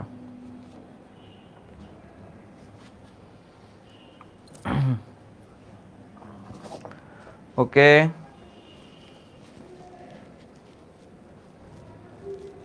আচ্ছা, কয়টা তথ্য হয়েছে? 4, আরো 2টো তথ্য লাগবে। এবার বলো, দেখো, ইট শার্পস অর ইন্টেলেক্ট, তোমার বুদ্ধিদীপ্ততা বাড়াচ্ছে। ভালো করে বুঝো, এই বুদ্ধিদীপ্ততা বাড়াচ্ছে, এটা অবভিয়াসলি উত্তর। তুমি যদি লেখো শার্পেনিং আওয়ার ইন্টেলেক্ট লিখতে পারো। And develops our creativity. এবার বলো তো কোনটাকে তুমি নিবা? তোমার ইন্টেলেকচুয়ালিটি বাড়াচ্ছে, আবার তোমার ক্রিয়েটিভিটির উন্নয়ন ঘটতেছে, এই দুটো তথ্যের মধ্যে কোনটা নিবা?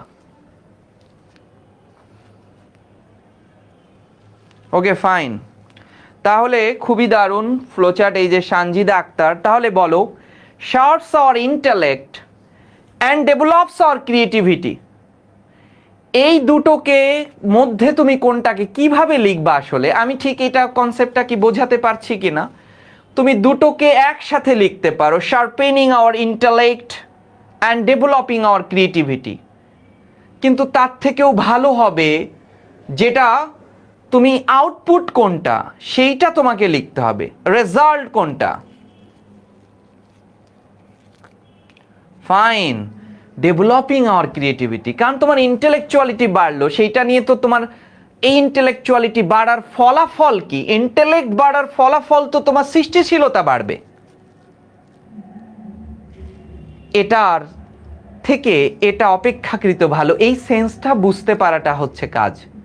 তোমার ইন্টেলেকচুয়ালিটি বেড়েছে, তো সেটার কাজ কি? এটা বাড়ার সাথে সাথে তোমার সৃষ্টিশীলতার উন্নয়ন ঘটবে।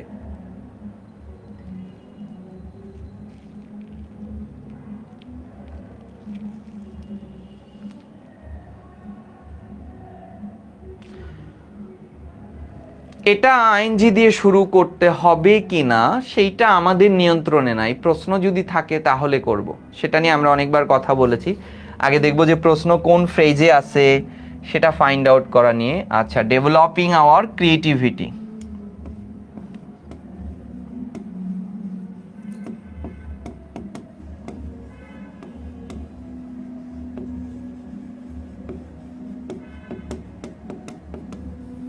ডেভেলপিং আওয়ার ক্রিয়েটিভিটি, ঠিক আছে। এই যে এই দিকে চলে আসবা, এই পাশে আসতে হবে এভাবে। দেখো 5টা তথ্য হয়ে গেছে কিন্তু। 6 নাম্বার তথ্য কিন্তু আমাদের 6 নাম্বার তথ্য কিন্তু আরো 6 না, আরো একটা দুইটা তথ্য রয়েছে। দেখো প্রোডাক্টিভ মেম্বার, সেটা আমরা লিখবো না, কেন লিখবো না সেটা কিন্তু আমরা বলেছি। প্রোডাক্টিভ মেম্বার্স এটা আমরা লিখবো না কেন সেটা আমরা বলেছি। আচ্ছা, আরও দেখো দুইটা তথ্য আছে। শিক্ষা আমাদের প্রোগ্রেসিভ এবং লিবারেল করতেছে, মুক্তমনা। এই মুক্তমনা মানুষগুলো বুঝো, যেটাকে সহজিয়া বলা যেতে পারে, বুঝতে পারছো? এরা লিবারিজম আমাদের, এটা অনেক গভীর কথাবার্তা। আচ্ছা, প্রোগ্রেসিভ করে মানে মুক্তমনা, উদার করে, এক কথায় শিক্ষা মানুষকে উদার করে। আচ্ছা, আরও একটা তথ্য আছে, হিউম্যান ডাইভার্সিটিকে, অর্থাৎ মানুষের যে বৈচিত্র্য, পৃথিবীতে নানা মানুষ, নানা মত, নানা ধর্ম, নানা কালচার, এই সমস্ত মানুষকে শ্রদ্ধা করতে শেখায়। তুমি কোনটাকে বেছে নিবা? তথ্য কিন্তু লিখতে পারবা আর একটা, কিন্তু আমাদের বইতে আরও দুটো তথ্য আছে, কাকে নিবা বলো? ওয়ালাইকুম আসসালাম।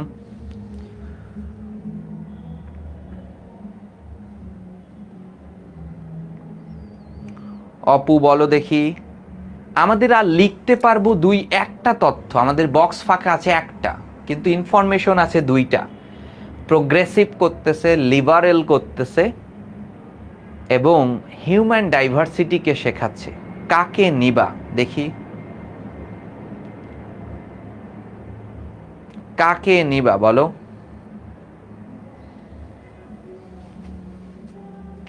এই রেসপেক্টিং বলে কিছু হয় না। সুন্দর, রেসপেক্টিং। সানজিদা আক্তার, তুমি যেটা বললে রেসপেক্টিং, এটা খুবই বাজে শব্দ, এরকম হয় না। ফাইন, শিক্ষা আমাদের, তবে কনসেপ্ট ঠিক আছে। শিক্ষা আমাদের, এবং ইফতির উত্তর ঠিক আছে, শিক্ষা আমাদের কি করতেছে বলো? উদার করতেছে। আর এই উদারতার ফলাফল কি বলো? এই উদারতার ফলাফলই হচ্ছে মানুষকে শ্রদ্ধা। তুমি যে কত উদার সেটা তো প্রুভড হবে তখনই। তুমি যে মুখে মুখে লিবারিজম চর্চা করো, তুমি লিবারেল, প্রায় বলতে চাই মুক্তমনা। হ্যাঁ, নারীবাদীরা আমাদের দেশে খুব বেশি বলে, ভেতরে ভেতরে ভণ্ডামি আছে এক ধরনের। হ্যাঁ, কিন্তু বেশি বেশি বলে যে আমি মুক্তমনা। হ্যাঁ, কিন্তু তখনই বেঁচে যাবে যখনই এই মানুষের সকল শ্রেণীবিন্যাসের মধ্যে দেখবা যে সে একটা এলিট ক্লাস লিড করতেছে, এসে টিএসসিতে আসে, এসে নারীবাদী আন্দোলনে আসতেছে, এসে মুক্তমনা একটা ধরেছে, ঢং ধরে তারা নানা ধরনের কথাবার্তা বলে, আমি অনেক দেখেছি। হ্যাঁ, বাহ্যিকভাবে মুক্তমনা বলে প্রকাশ করার চেষ্টা করে। যাই হোক, আমরা সেই কথাটা আমরা না যাই। আমরা বলতেছি শিক্ষা আমাকে উদার করতেছে। হ্যাঁ, এটা অবভিয়াসলি শিক্ষার ফাংশন, কিন্তু আমাকে যে উদার করেছে তার প্রুভড হয়েছে এই লাইনের মধ্যে। আমি আলটিমেট রেজাল্ট লিখবো, তাই লিখবো নট রেসপেক্টিং না, টিচিং আস, বা আমাদেরকে শেখাচ্ছে, এখান থেকে নাও, teaching us to respect human diversity. 6 number তথ্য। না হিমেল, তুমি শাহবাগী এইভাবেও বলতে পারো না। শাহবাগী ব্যাপারটা কি বলো তো? দেখো না, অনেক মানে যদি আমরা ওই যে বিভিন্ন হুজুরদেরও যেখানেই হচ্ছে যার বাড়ি তার নাম ওইখানেই আসে, দেখে সুমিষ্টভাষী কণ্ঠস্বর অমুক শরীয়তপুরি। তো আমি এই জিনিসটা আগে বুঝতাম না, যশোরই লেখা থাকে। সো পরে বুঝলাম যে মানে পরে শুনছেও কয়েকজনের কাছে, পরে ওই এলাকায় তার রয়েছে। ঠিক আছে, যাই হোক, তোমার এক এক ধরনের ভাবনা, তবে এটা এক ধরনের ভণ্ডামি চর্চা করে লোকজন, বুঝছো? দেখা মনে হয় যে হ্যাঁ লিবারেল, কিন্তু নিজে যাই দেখবে সে বিশাল ধনী, তার কোনো ধরনের কোনো নেই। আর ধনী হলেই যে লিবারেল হইতে পারবে না এমন না, কিন্তু সে একটা নিজস্ব এলিট শ্রেণী মেনে চলে। বাট হিউম্যান ডাইভার্সিটিকে খুব একটা যে পাত্তা দেয় আমার কাছে এটা মনে হয় না। তাহলে শিক্ষা আমাদের লিবারেল করতেছে, এই তথ্য লিখলে হতো, কিন্তু আমরা ফ্লোচার্টে যখন একাধিক তথ্য থাকবে তখন আমরা কে কার আউটপুট, কে কার রেজাল্ট সেইটা বের করব। না হলে অনেক প্যাসেজ আছে, বিশেষ করে এডুকেশন অ্যান্ড লাইফের চ্যাপ্টারেই সবচেয়ে বেশি এরকম প্যাসেজ রয়েছে, যেখানে অনেক উত্তর, প্রশ্ন যা চাই সেই উত্তরের সংখ্যা অনেক বেশি থাকে। তখন আমরা জাজ করব কে কার রেজাল্ট। হ্যাঁ, লিবারেল, মুক্তমনা বানাচ্ছে শিক্ষা। আর ওই মুক্তমনার সব থেকে বড় উদারতা তো সেখানেই প্রকাশ পায়, যেখানে পৃথিবীর সকল মানুষকে তুমি, হ্যাঁ, যেখানে ফিলান্থ্রপিস্ট হতে পারবা। ফাইন। এই বুঝতে পারছো বিষয়টা? Okay fine. তথ্য বেশি থাকতে পারে কিন্তু, বুঝছো? আচ্ছা দেখি আমরা আর একটা ফ্লোচার্ট আমাকে বলবা দেখি। না আমেরিগোর এটা দরকার নাই, দেয়া হয়েছে, এটা ভালো, পরীক্ষায় আসতে পারে।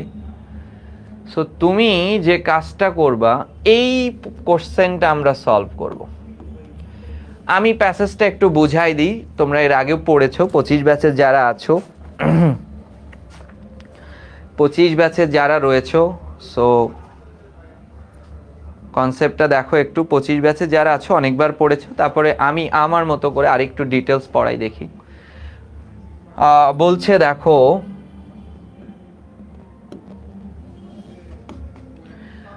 আই হ্যাভ আ ড্রিম, আমার একটা স্বপ্ন আছে। মার্টিন লুথার কিং এর বক্তব্য, that one day on the red hills of Georgia, জর্জিয়ার লাল পাহাড়ে, অর্থাৎ খ্রিস্টান ক্যাথলিকরা বিশ্বাস করে জর্জিয়ার এই পাহাড়ে তাদের আত্মারা এসে জড়ো হয়। বুঝতে পারছো?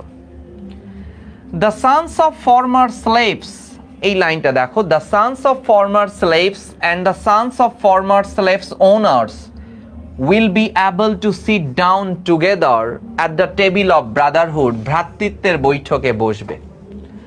এখন এই লাইনটার উদ্ভব কেন হইলো? তোমরা আই হ্যাভ এ ড্রিমের অর্থাৎ মার্টিন লুথার কিং এর এই বক্তব্য পুরোটা পড়ো নাই আসলে, কারণ আমাদের টেক্সট বইতে দেখবে এরকম ডট ডট দেয়া আছে, বুঝতো? 3টা ডট আছে, 3টা ডট। একবার কিন্তু শাহজালাল বিজ্ঞান প্রযুক্তিতে প্রশ্ন এসেছিল 3 ডট মানে কি আসলে। 3 ডট মানে আরো তথ্য, মোর ইনফরমেশন কন্টেইন, ওর মধ্যে আরো তথ্য আছে, সেগুলো বাদ দিছে। তো একটু মনোযোগ দিবা, এই জায়গাটা আসলে কি হচ্ছে। মার্টিন লুথার কিং যখন বক্তব্য দিচ্ছিল, একজন বলে উঠলো, আজকে আমরা যারা এখানে আছি, there is no difference between, এখানে আজ থেকে, ফ্রম নাও, আজ থেকে, এখন থেকে, টুডে, কোনো বৈষম্য থাকবে না। কিন্তু আমাদের পূর্বপুরুষ যারা মরে গেছে তাদের কি হবে? বৈষম্য দূর হবে। এটা দেখো, এত প্রকার হাইপারবোল ব্যবহার করেছে। হাইপারবোল বুঝো তো? হাইপারবোল হচ্ছে অসম্ভবপর অর্থকে সম্ভাবনার দৃষ্টিতে দেখা। বুঝতে পারছো না? যেমন ধরো আমি বললাম আই এম সো টল, আমি এতটাই লম্বা, that I can have touch the moon, যেন চাঁদ ছুঁতে পারি। এটা কি সম্ভব বলো? এই অসম্ভবপর অর্থকে সম্ভাবনার দৃষ্টিতে দেখা, সেটাকে আমরা বলি হাইপারবোল। অতিরঞ্জন বাংলাতে বলা হয়। বুঝতে পেরেছো?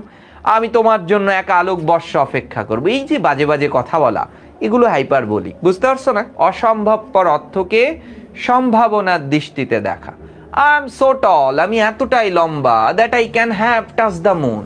আই এম সো হাংরি, আমি এতটাই ক্ষুধার্ত, that I can have finished a cow, যেন একটা গরু খেয়ে ফেলতে পারবো। এটাকেই আমরা হাইপারবোল বলি। বুঝতে পারছো? অতিরঞ্জন। ঠিক মার্টিন লুথার কিং এখানে হাইপারবোল হয়েছে, হাইপারবোলিক করেছে। কেন করেছে? ওই যে বললো যে আজকে বৈষম্য নেই, আমরা আজকে যারা এখানে আছি, আমি তুমি সবাই, আমরা বললাম we are firmly determined that there is no discrimination between you and me, তোমার আমার মধ্যে কোনো ধরনের বৈষম্য আর নেই। কিন্তু আমার পূর্বপুরুষ যারা বৈষম্য নিয়ে মরেছে তাদের কি হবে? মার্টিন লুথার কিং বলল, তাদের ওই the Sans of former slaves, ওই যে আগের অতীতের যে সমস্ত চাকরদের ছেলেমেয়েরা আর সেই চাকরদের মালিকদের ছেলেমেয়েরা জর্জিয়ার লাল পাহাড়ে এসে বৈঠক করবে। খেয়াল করো, I have a dream that one day even the state of Mississippi, Mississippi আমেরিকার একটি অঙ্গরাজ্য, I have a dream that one day even the state of Mississippi, Mississippi অঙ্গরাজ্যের, মিসিসিপি কেমন? A state sweltering with the heat of injustice, অন্যায়ের উত্তাপে গলছে Mississippi. তুমি কি এখন বলতে পারো যে ঢাকা গলে যাচ্ছে, রংপুর গলে যাচ্ছে? না, এটা এভাবে বলা যায় না। সো এটা পার্সনিফিকেশন করেছে। Sweltering with the heat of operation, অত্যাচারের উত্তাপে গলছে। তার মানে মিসিসিপি এমন একটি অঙ্গরাজ্য যেখানে প্রচুর অন্যায় অত্যাচার হচ্ছে, এটা বোঝাচ্ছে। Will be transform into an oasis of freedom and justice, এবং সেখানে কি হবে দেখো, ভালো করে বুঝো। মিসিসিপি, এই ভালো করে এই কনসেপ্টটা বুঝো। ওয়েসিস শব্দের অর্থ কি বলো? মরুদ্যান, মরুভূমির মধ্যে মরুদ্যান। বুঝতে পারছো?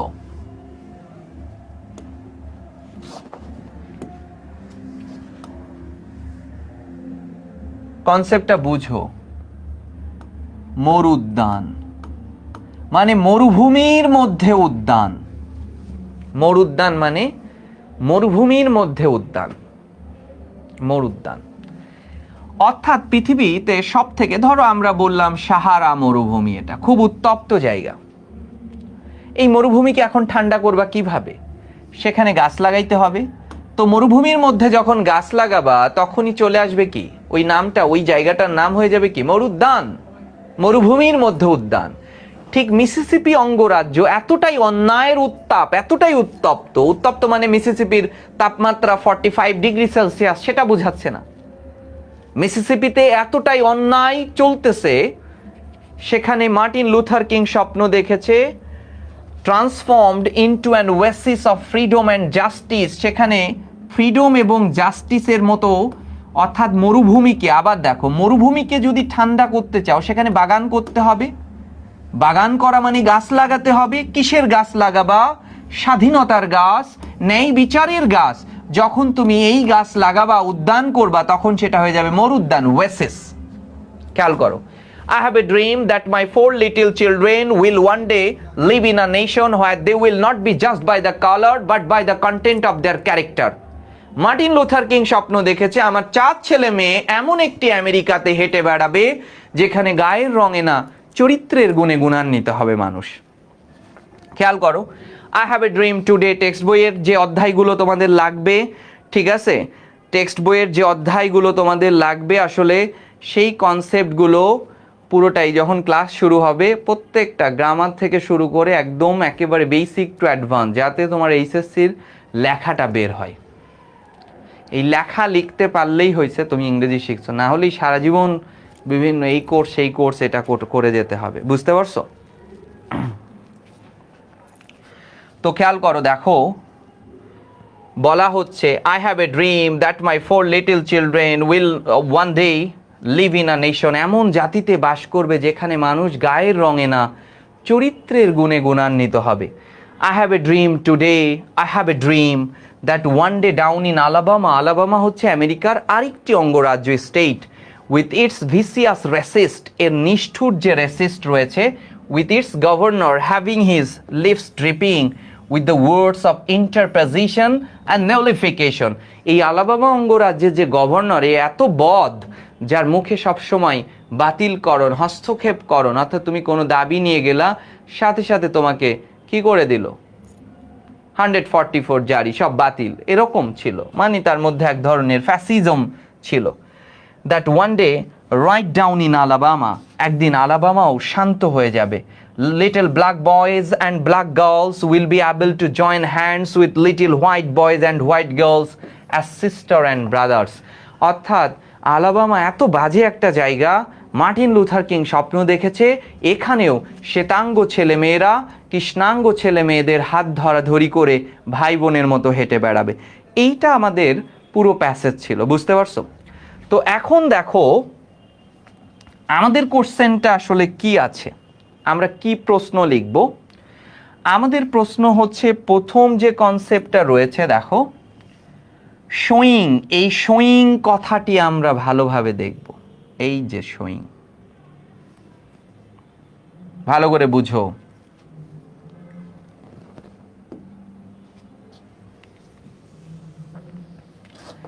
এই শোয়িং পুরো কনসেপ্টটা আমরা দেখো, খেয়াল করো, মুছে দিলাম, এবার শুরু থেকে বুঝবা।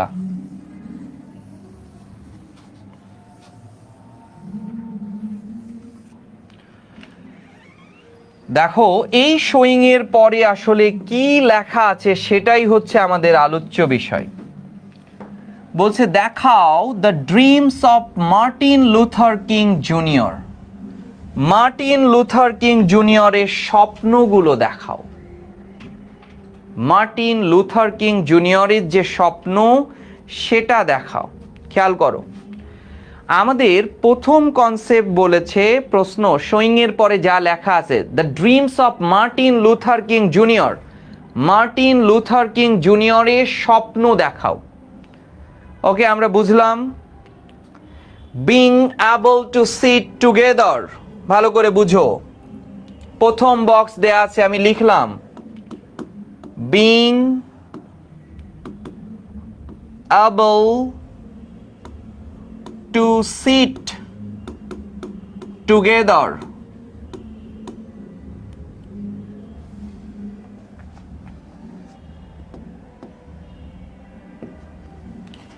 এই বলো এটা কোন phrase? Being able to sit together, এটা কোন ফ্রেজ?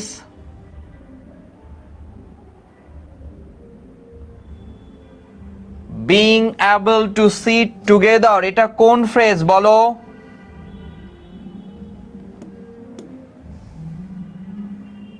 এটা কি নাউন ফ্রেজ নাকি অ্যাডজেক্টিভ ফ্রেজ? এর মধ্যে দেখো কোনো ভার্ব নেই, এটা ভার্বের আইএনজি, কখনোই ভার্ব না। Able adjective, form, to, preposition, to sit, infinitive, কোনো ভার্ব নেই, তাহলে এটা একটা ফ্রেজ। এবং প্রথমত আমাকে আইডেন্টিফাই করতে হবে এই ফার্স্ট বক্স দেখা এটা আসলে কোন ফ্রেজ। Noun phrase. হিমেল ফ্রেজের ব্যাপারটা বেশ ক্লিয়ার, ফাইন, নাউন ফ্রেজ। বাকি তথ্যগুলো নাউন ফ্রেজে লিখবা। বলো এবার, বলো Himel, being able to sit together এটা প্যাসেজের কোথা থেকে লেখা হয়েছে? Being able to sit together এটা প্যাসেজের কোথা থেকে লেখা হয়েছে? কোথা থেকে নেওয়া হয়েছে বের করো। আমি সরে আসলাম, কোথা থেকে নেওয়া হয়েছে?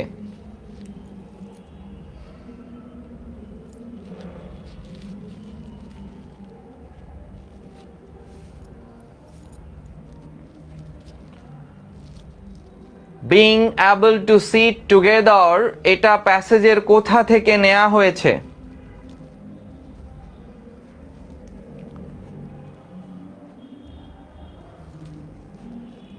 কোন জায়গা থেকে নেওয়া হয়েছে বলো? সেকেন্ড লাইনে। ওকে, দেখি আমরা সেকেন্ড লাইনে। I have a dream that one day on the red hills of Georgia the sons of former slaves and the sons of former slaves owner will be able to find, এই জায়গা থেকে নেওয়া হয়েছে। একসাথে একই টেবিলে বসবে, ভ্রাতৃত্বের বৈঠক করবে। ওকে, এবার দ্বিতীয় ইনফরমেশন বলো, যেটা মার্টিন লুথার কিং এর স্বপ্ন ছিল। মার্টিন লুথার কিং এর স্বপ্ন ছিল। ওকে, ফ্রেজ ক্লিয়ার না, আসতেছি আমরা, দাঁড়াও। তুমি তাহলে এখন বলতে থাকো, যে বললা যে আমার ফ্রেজ এখনো ক্লিয়ার হয় নাই, সে আগে তথ্যগুলো বলো। এর পরের লাইনে বলো, মার্টিন লুথার কিং এর স্বপ্ন, I have a dream that one day even the state of Mississippi অঙ্গরাজ্যে, মিসিসিপি অঙ্গরাজ্য কি, এটা এটা হচ্ছে অ্যাপজিটিভ, এটার মধ্যে আর পড়া দরকার নেই, কমার মধ্যে পড়া দরকার নেই। অ্যাপজিটিভের মধ্যে স্পর্শ করবা না, এগুলো তোমাকে বিলম্বিত করবে, উত্তর করতে ঝামেলা বাঁধাবে। Mississippi sweltering with the heat of oppression, ভালো, এই কমার মধ্যে আমরা পড়বো না, will be transform into an oasis of freedom and justice.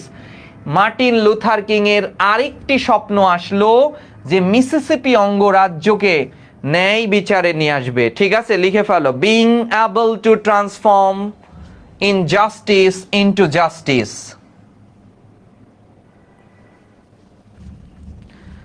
ভালো করে তথ্য, হ্যাঁ ট্রান্সফর্মিং এর কথা বলেছে, কিন্তু দেখো তাহলে দুইটা তথ্য হইল, তথ্যগুলো আগে বের করো।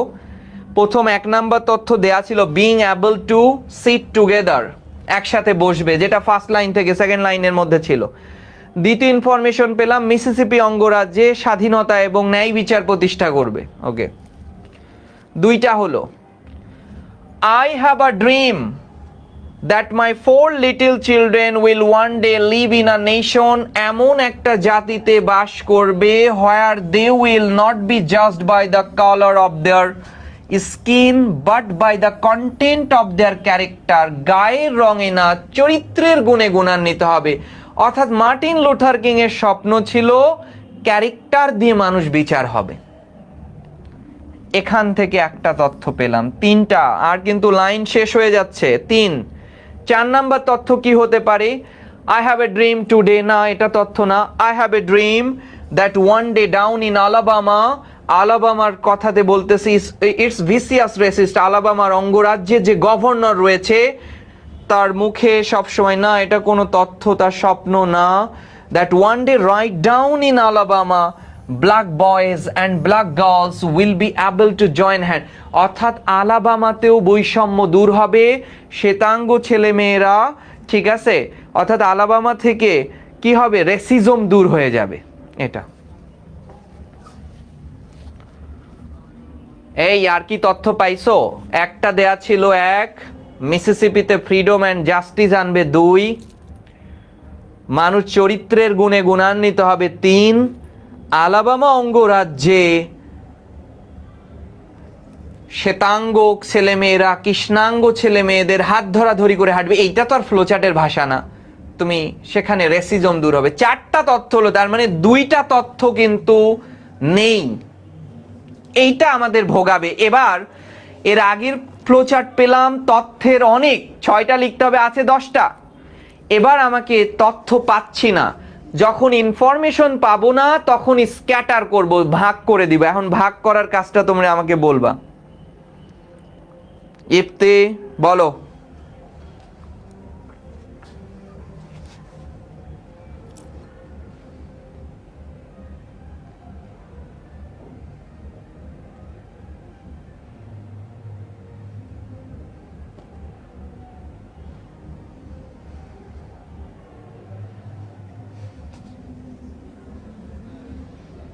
সেকেন্ড ইনফরমেশন কি হবে? Being able two sit together.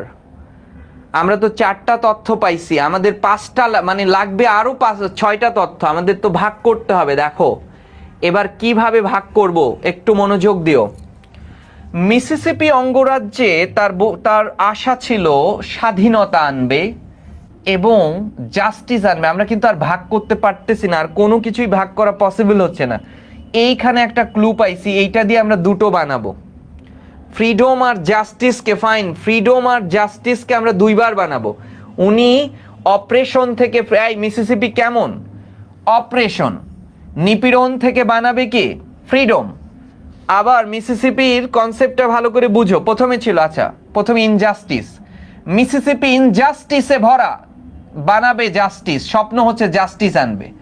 Mississippi অপারেশনে ভরা, এই অপারেশন থেকে ফ্রিডমের কাভার করবে, এটা মার্টিন লুথার কিং এর স্বপ্ন। বুঝতে পেরেছো? আমাদের জানতে চেয়েছে যে dreams of Martin Luther king, Martin Luther King এর স্বপ্ন কি। তো মিসিসিপি নিয়ে তার স্বপ্ন কি ছিল? মিসিসিপিতে ইনজাস্টিস ছিল, তো তার স্বপ্ন তো ইনজাস্টিস রাখবে না, জাস্টিস রাখবে। মিসিসিপি অপারেশন, নিপীড়নে ভরপুর, সে বানাবে ফ্রিডম। এখান থেকে আমরা 2টা বানাবো, না হলে আমাদের তথ্য হচ্ছে না। তাহলে আমরা লিখবো কি বলো? being able to transform injustice into justice.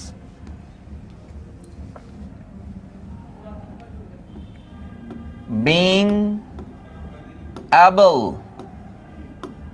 to transform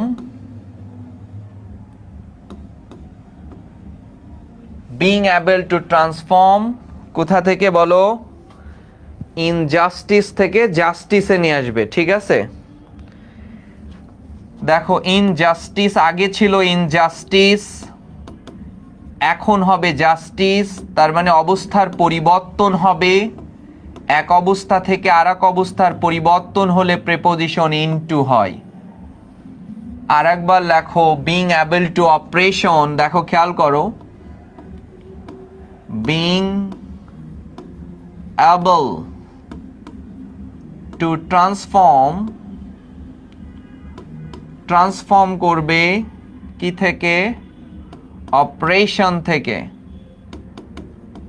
operation into freedom.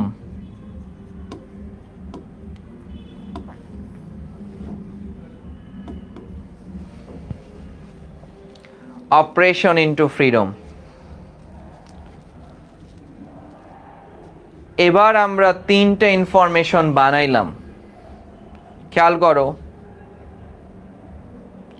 3টা ইনফরমেশন কিন্তু এবার আমরা বানিয়েছি। বুঝতে পেরেছো? 3টা ইনফরমেশন বানালাম। 4 নাম্বার বলো, প্রিপোজিশন নিয়ে সমস্যা দূর হয়ে যাবে। আমার ক্লাস করো, প্রিপোজিশনের প্রবলেম দূর হয়ে যাবে, এটা কোনো ব্যাপারই না, প্রিপোজিশনের প্রবলেম দূর হয়ে যাবে।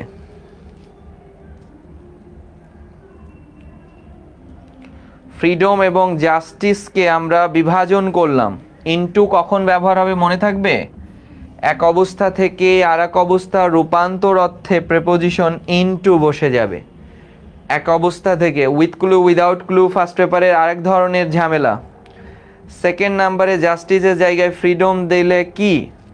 আচ্ছা, জাস্টিসের জায়গায় দেখো ইনজাস্টিস থেকে প্রথমে আমাদের ছিল মিসিসিপিতে, আমি তো ধরেছি, শোনো ফ্লো চার্ট ভালো করে বুঝো একটু, টপিকসের নাম কি বলো? Flow chart. তো ফ্লো শব্দের অর্থ কি বলো? প্রবাহ। তো এই প্রবাহ যে ব্যাপারটা, এটা ঢেউয়ের মতো, তাই না? অর্থাৎ পরপর, কিন্তু তুমি যদি প্রবাহটা এরকম করে এইটাকে ড্রপ দিয়ে আর একটা লেখো, এ তো ঢেউ না হয়ে জলোচ্ছ্বাস হয়ে যাবে, তাই না? তখন তো তার নামকরণের সার্থকতা থাকলো না। প্রবাহ অর্থাৎ ফ্লোচার্ট ধারাবাহিকভাবে লিখতে হয়। আমরা কেন আগে, তুমি জাস্টিস পরে আসে ফ্রিডম আগে আসে না, এইখান থেকে জাস্ট করা হয় নাই, করা হয়েছে মিসিসিপি, মিসিসিপিতে ভরা ইনজাস্টিস আগে, তারপরে ছিল কি দেখো অপারেশন, এটা ছিল পরে।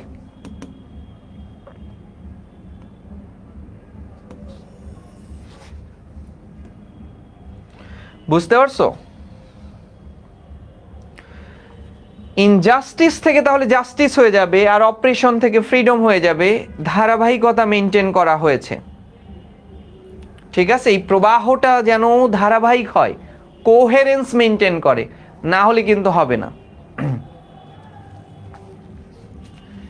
আচ্ছা, এবার আমাকে বলো, এবার ছিল হচ্ছে মানুষ গায়ের রঙে না চরিত্রের গুণে বিচার হবে। আমরা তাহলে 4 নাম্বার তথ্য লিখব হচ্ছে মার্টিন লুথার কিং এর স্বপ্ন ছিল যে মানুষ তাদের ক্যারেক্টারের গুণে বিচার হবে। ঠিক আছে, তাহলে বলো এবার ফ্রেজ দিয়ে বানাও,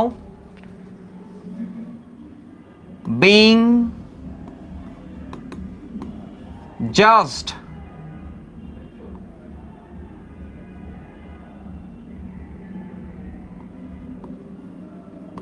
জাস্ট হবে কি বলো?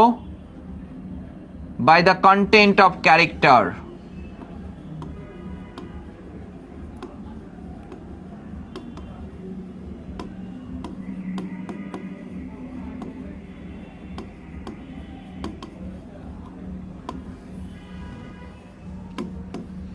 By the content of character, গায়ের রঙে না চরিত্রের গুণে বিচার হবে।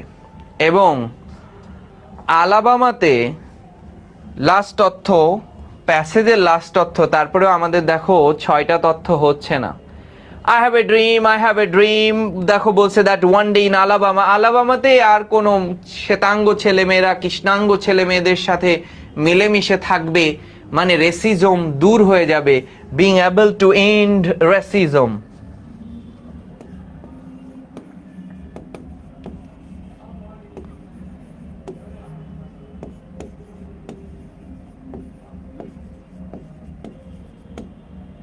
ঠিক আছে, লিখে ফেলো, being able to end racism। এবার তারপরেও দেখো 1 2 3 4 5টা তথ্য হয়েছে, আমার প্যাসেজ শেষ হয়েছে, সবাই এটুকু লেখো। এবার আমাকে বলো এই ফ্লোচার্টটা আসলে তাইলে লিডিং ফ্লোচার্ট, প্যাসেজে উত্তরই নাই, প্যাসেজে উত্তর নাই, প্যাসেজ শেষ হয়ে গেছে। বুঝতে পারছো? এই ফ্লোচার্টকে লিড বলা হবে। এবার আমাকে লিড নিতে হবে।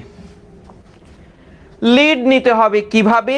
ওই যে প্রশ্ন ছিল মার্টিন লুথার কিং এর স্বপ্ন কি ছিল, আমরা মার্টিন লুথার কিং এর এই প্যাসেজের মধ্যে 4টা স্বপ্ন পেয়েছি, একটা তো জোর করে 2টা বানাতে হয়েছে। আমরা তত সময় পর্যন্ত নিতে পারবো, প্যাসেজের মধ্যে যে ইনফরমেশনগুলো থাকবে সর্বোচ্চ চেষ্টা করব। আমরা দেখো এত বিভাজনের পরেও আমরা 6টা ইনফরমেশন পাই নাই, তার মানে এইটাই টিচার্স ট্রেনিং বইতে স্পষ্ট আছে, this kind of flowchart is called leading flowchart. Lead, lead নিতে হবে। এই লিডটা কিভাবে নিতে হবে উত্তর আর নাই, বইতে আর কোনো মার্টিন লুথার কিং এর স্বপ্ন কি আমরা সব লিখে ফেলেছি। বুঝতে পারছো? এই ধরনের প্রশ্ন সাম্প্রতিক গত 2-3 বছরে, 2 বছর হবে না, গত বছর আর এই বছর দেখা যাচ্ছে, তোমাদের প্রকট থাকতে পারে। বুঝতে পারছো না? তার আগের সবগুলো উত্তরপত্র প্যাসেজগুলো এমনভাবেই সাজানো থাকতো যে সব উত্তর প্যাসেজের মধ্যে আছে। এখন যে বিষয়টা হচ্ছে দেখো, খেয়াল করো, লিড নিতে হবে। লিড কি? মার্টিন লুথার কিং এর স্বপ্ন কি?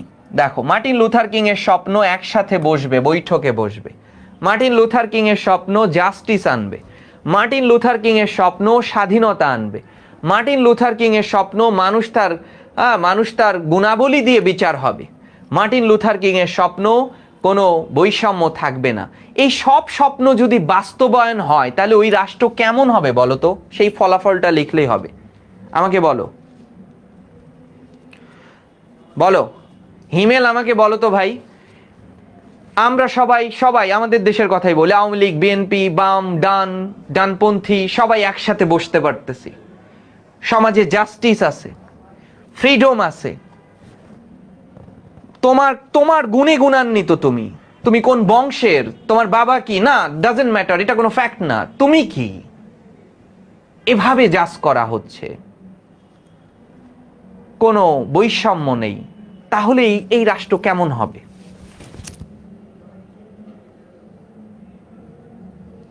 তাহলে এই রাষ্ট্র কেমন? আমাদের উত্তর নেই। এটাকে টিচার ট্রেনিং বইতে বলা হচ্ছে, বোর্ড বলতেছে this is called leading flow chart, answer নাই। আমরা যা অ্যান্সার ছিল পেয়ে গেছি। এই রাষ্ট্র এখন তোমাকে বোধ নিতে হবে, সেন্স। এটা তোমার না বললে তাহলে ধরো এটা ইনকমপ্লিট থাকলো, মার্কস পাচ্ছ না। এতগুলো স্বপ্ন যদি বাস্তবায়ন হয় তাহলে ওই রাষ্ট্র কেমন হবে?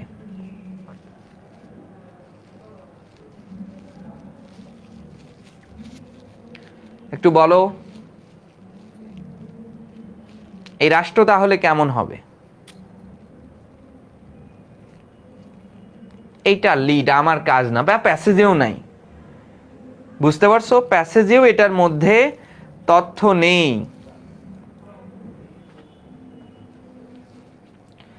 প্যাসেজেও এটার মধ্যে কোনো ইনফরমেশন নাই।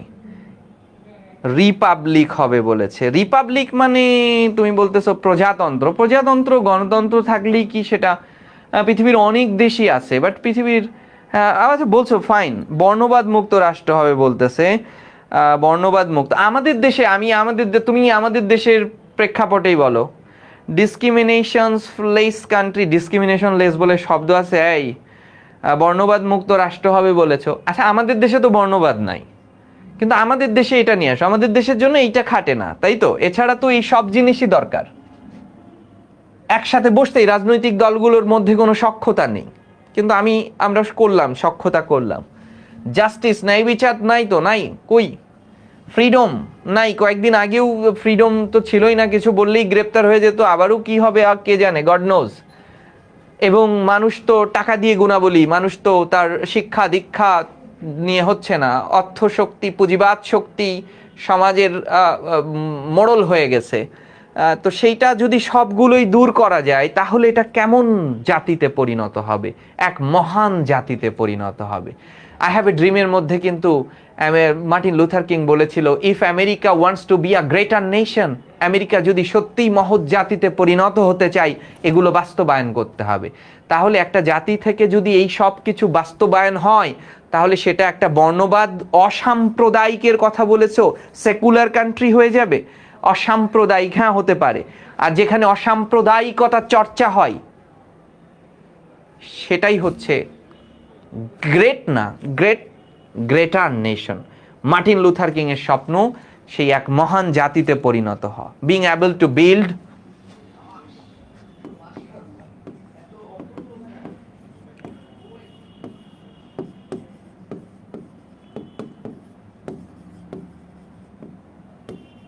গ্রেট নয়, গ্রেটার, আস্তে আস্তে আরো ক্রমশ একটু কম্পারেটিভে ছোঁয়া আনো। নেশন একটা কাজ করি নাই, সেটা কি? বারবার আমরা বিং অ্যাবল লিখেছি। এইটার বৈচিত্র্যতা আনা বোর্ড চাই তোমার কাছে। যেটা 1-2 বার লেখো, বারবার এই যে 6 বারই লিখলাম, এটা বাজে জিনিস, পোর ইংলিশ। আচ্ছা, তোমাদের তো বিভিন্ন এই যে পরীক্ষা হচ্ছে, আমাদের মূল ক্লাস তো জানোই। তোমাদের সাথে আমি আজকে পরিচয় হইলাম। আমাকে তো এর আগে হয়তো চিনো না, বা বন্দি পাঠশালার অডিয়েন্সরা আমার সাথে খুব একটা কানেক্টিভিটি নাই। সো আমি শুরু করতে যাচ্ছি, এই 10 তারিখ থেকে তোমাদের সাথে আছি। সো ইংরেজি নিয়ে আমি আমার সর্বোচ্চ দেওয়ার চেষ্টা করব আসলে। আমি আরও আরও বেশ ভালো, এখন তো টেস্ট পরীক্ষা টরীক্ষা চলতেছে সব মিলায়। টেস্ট পরীক্ষা কবে শেষ হবে তোমাদের, বা এখানে যারা আছো টেস্ট পরীক্ষা কি শেষ নাকি শেষ হবে, হয়ে গেছে নাকি হচ্ছে, চলতেছে কোনটা? হুম, একটু জানাও তো। অর্ধবার্ষিক পরীক্ষায় এটা দেয় নাই মানে তুমি কি ফার্স্ট ইয়ার? 26?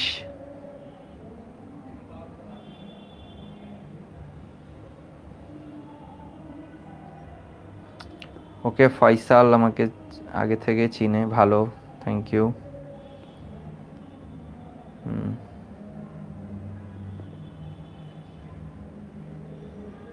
ওকে, এই টেস্ট পরীক্ষা কি হচ্ছে? টেস্ট পরীক্ষা আর একটা আছে, 4 তারিখে আছে। ওকে, পরীক্ষা দিয়ে কিন্তু একটু কনসেন্ট্রেট ধরে রাখবা এইচএসসি পর্যন্ত। মানে এই সময়টা তোমার পড়ার অভ্যাস আরও বাড়াইতে হবে, তাহলে সামনের অ্যাডমিশনটা ভালো, ওই সময় যাতে কষ্ট হবে না, এরকম একটা হবে, ঠিক আছে? তখন মানে এই জন্য গুরুত্বপূর্ণ, পড়ার অভ্যাসটা তোমাকে খুব বাড়াইতে হবে, ঠিক আছে? কারণ যাতে হুট করে যদি 5 তারিখে শুরুই হবে, বা 2 তারিখ থেকে শুরু হচ্ছে, 2 তারিখ থেকে শুরু হচ্ছে অনেকের, 5 তারিখ থেকে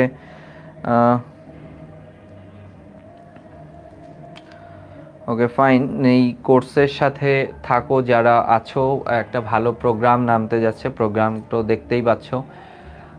সো মোটামুটি মোটামুটি মানে কি, যেভাবে টিচার প্যানেলগুলো সাজানো হয়েছে, যাতে তোমার একাডেমিকটাকে এভাবেই হাইপটা ধরে রাখা যায়, অ্যাডমিশনটা যাতে স্মুথ হয়, সেটা একটা ব্যাপার। আর তোমাদের কি কি প্রবলেম আছে, ইংরেজির কোন কোন প্রবলেমগুলো আছে, একটু কমেন্টস করতে থাকো, মানে ফার্স্ট পেপার সেকেন্ড পেপার মিলে। সো আমাদের যেহেতু 10 তারিখ থেকে ক্লাস শুরু হচ্ছে, লেকচার প্ল্যানও আসলে ওভাবেই সাজানো হবে, সমস্যাগুলোকে প্রায়োরিটি দিয়ে। রিটেন কিন্তু এবার প্রত্যেক ক্লাসেই, অর্থাৎ মূল ক্লাসে অ্যাটলিস্ট একটা প্যারাগ্রাফ থাকবে মূল ক্লাসে, যে এই লেখা, ধরো প্রচলিত বইগুলো থেকে আমি প্যারাগ্রাফটা নিলাম, এখানে লেখা থাকলো, আমার যে কাজটা করব, এই লাইনগুলোকে চেঞ্জ করে কিভাবে একটু এডিয়মস আনলা, একটু গ্রুপ ভার্সের ব্যবহার করলা, ভাষাটাকে একটু অন্যভাবে করলা, অর্থাৎ ভাষার এই পরিবর্তনটা আমাদের কমন প্যারাগ্রাফগুলো নিয়ে আমরা খুব ম্যাল প্র্যাকটিস করব না, আমরা এখন ওই রাইটিংয়ের ওই ধারা ওইভাবে আমরা শিখব না, আমরা শিখবো আমাদের পরীক্ষাতে সেই টপিকসগুলোই বেছে নিব যা পরীক্ষাতে 80 থেকে 90 ভাগ আসার সম্ভাবনা আছে এবারের 25-এর এক্সামে, সেই লেখাগুলো একটু ভালো ইংরেজি দিয়ে লেখার চেষ্টা করব। ডিউয়ের অ্যাডমিশন ব্যাচে ছিলাম, ওইখানে আমার ক্লাস করেছি। ওকে ফাইন, 25 নিয়ে এখন একটু দাও, অ্যাফোর্ড দাও, ঠিক আছে? 25 নিয়ে একটু অ্যাফোর্ড দাও। কি কি বললাম আশেপাশে?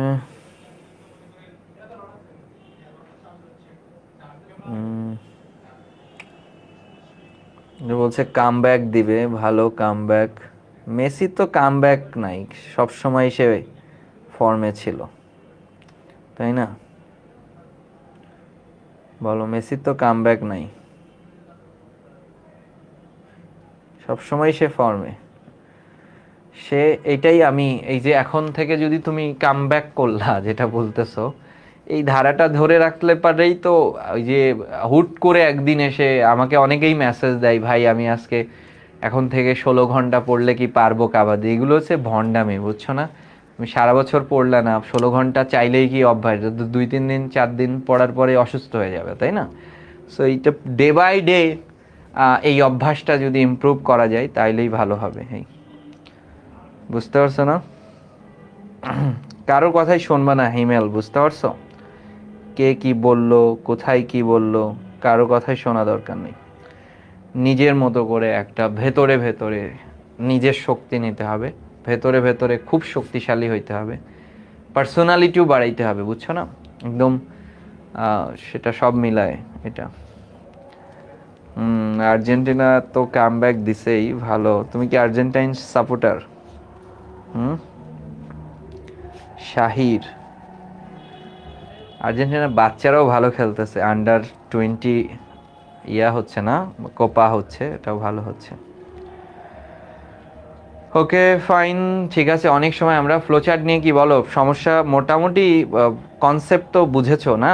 কনসেপ্ট বুঝেছো? আমরা মূল ক্লাসগুলোতে খুব দারুণভাবে সাজানো হবে টপিকসগুলো, যাতে তোমার সমস্যা থাকে।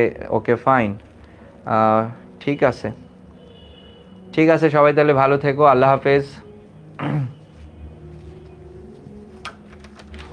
আমাকে 5,000 টাকা দিছিল এই আরেকটার মধ্যে ঢোকানোর জন্য। আরেকটা বই দেখলাম যে 5,000 টাকা দিছে, কত ছিল না, তার বাকি 2,000 টাকা হইলো আপনার জন্য।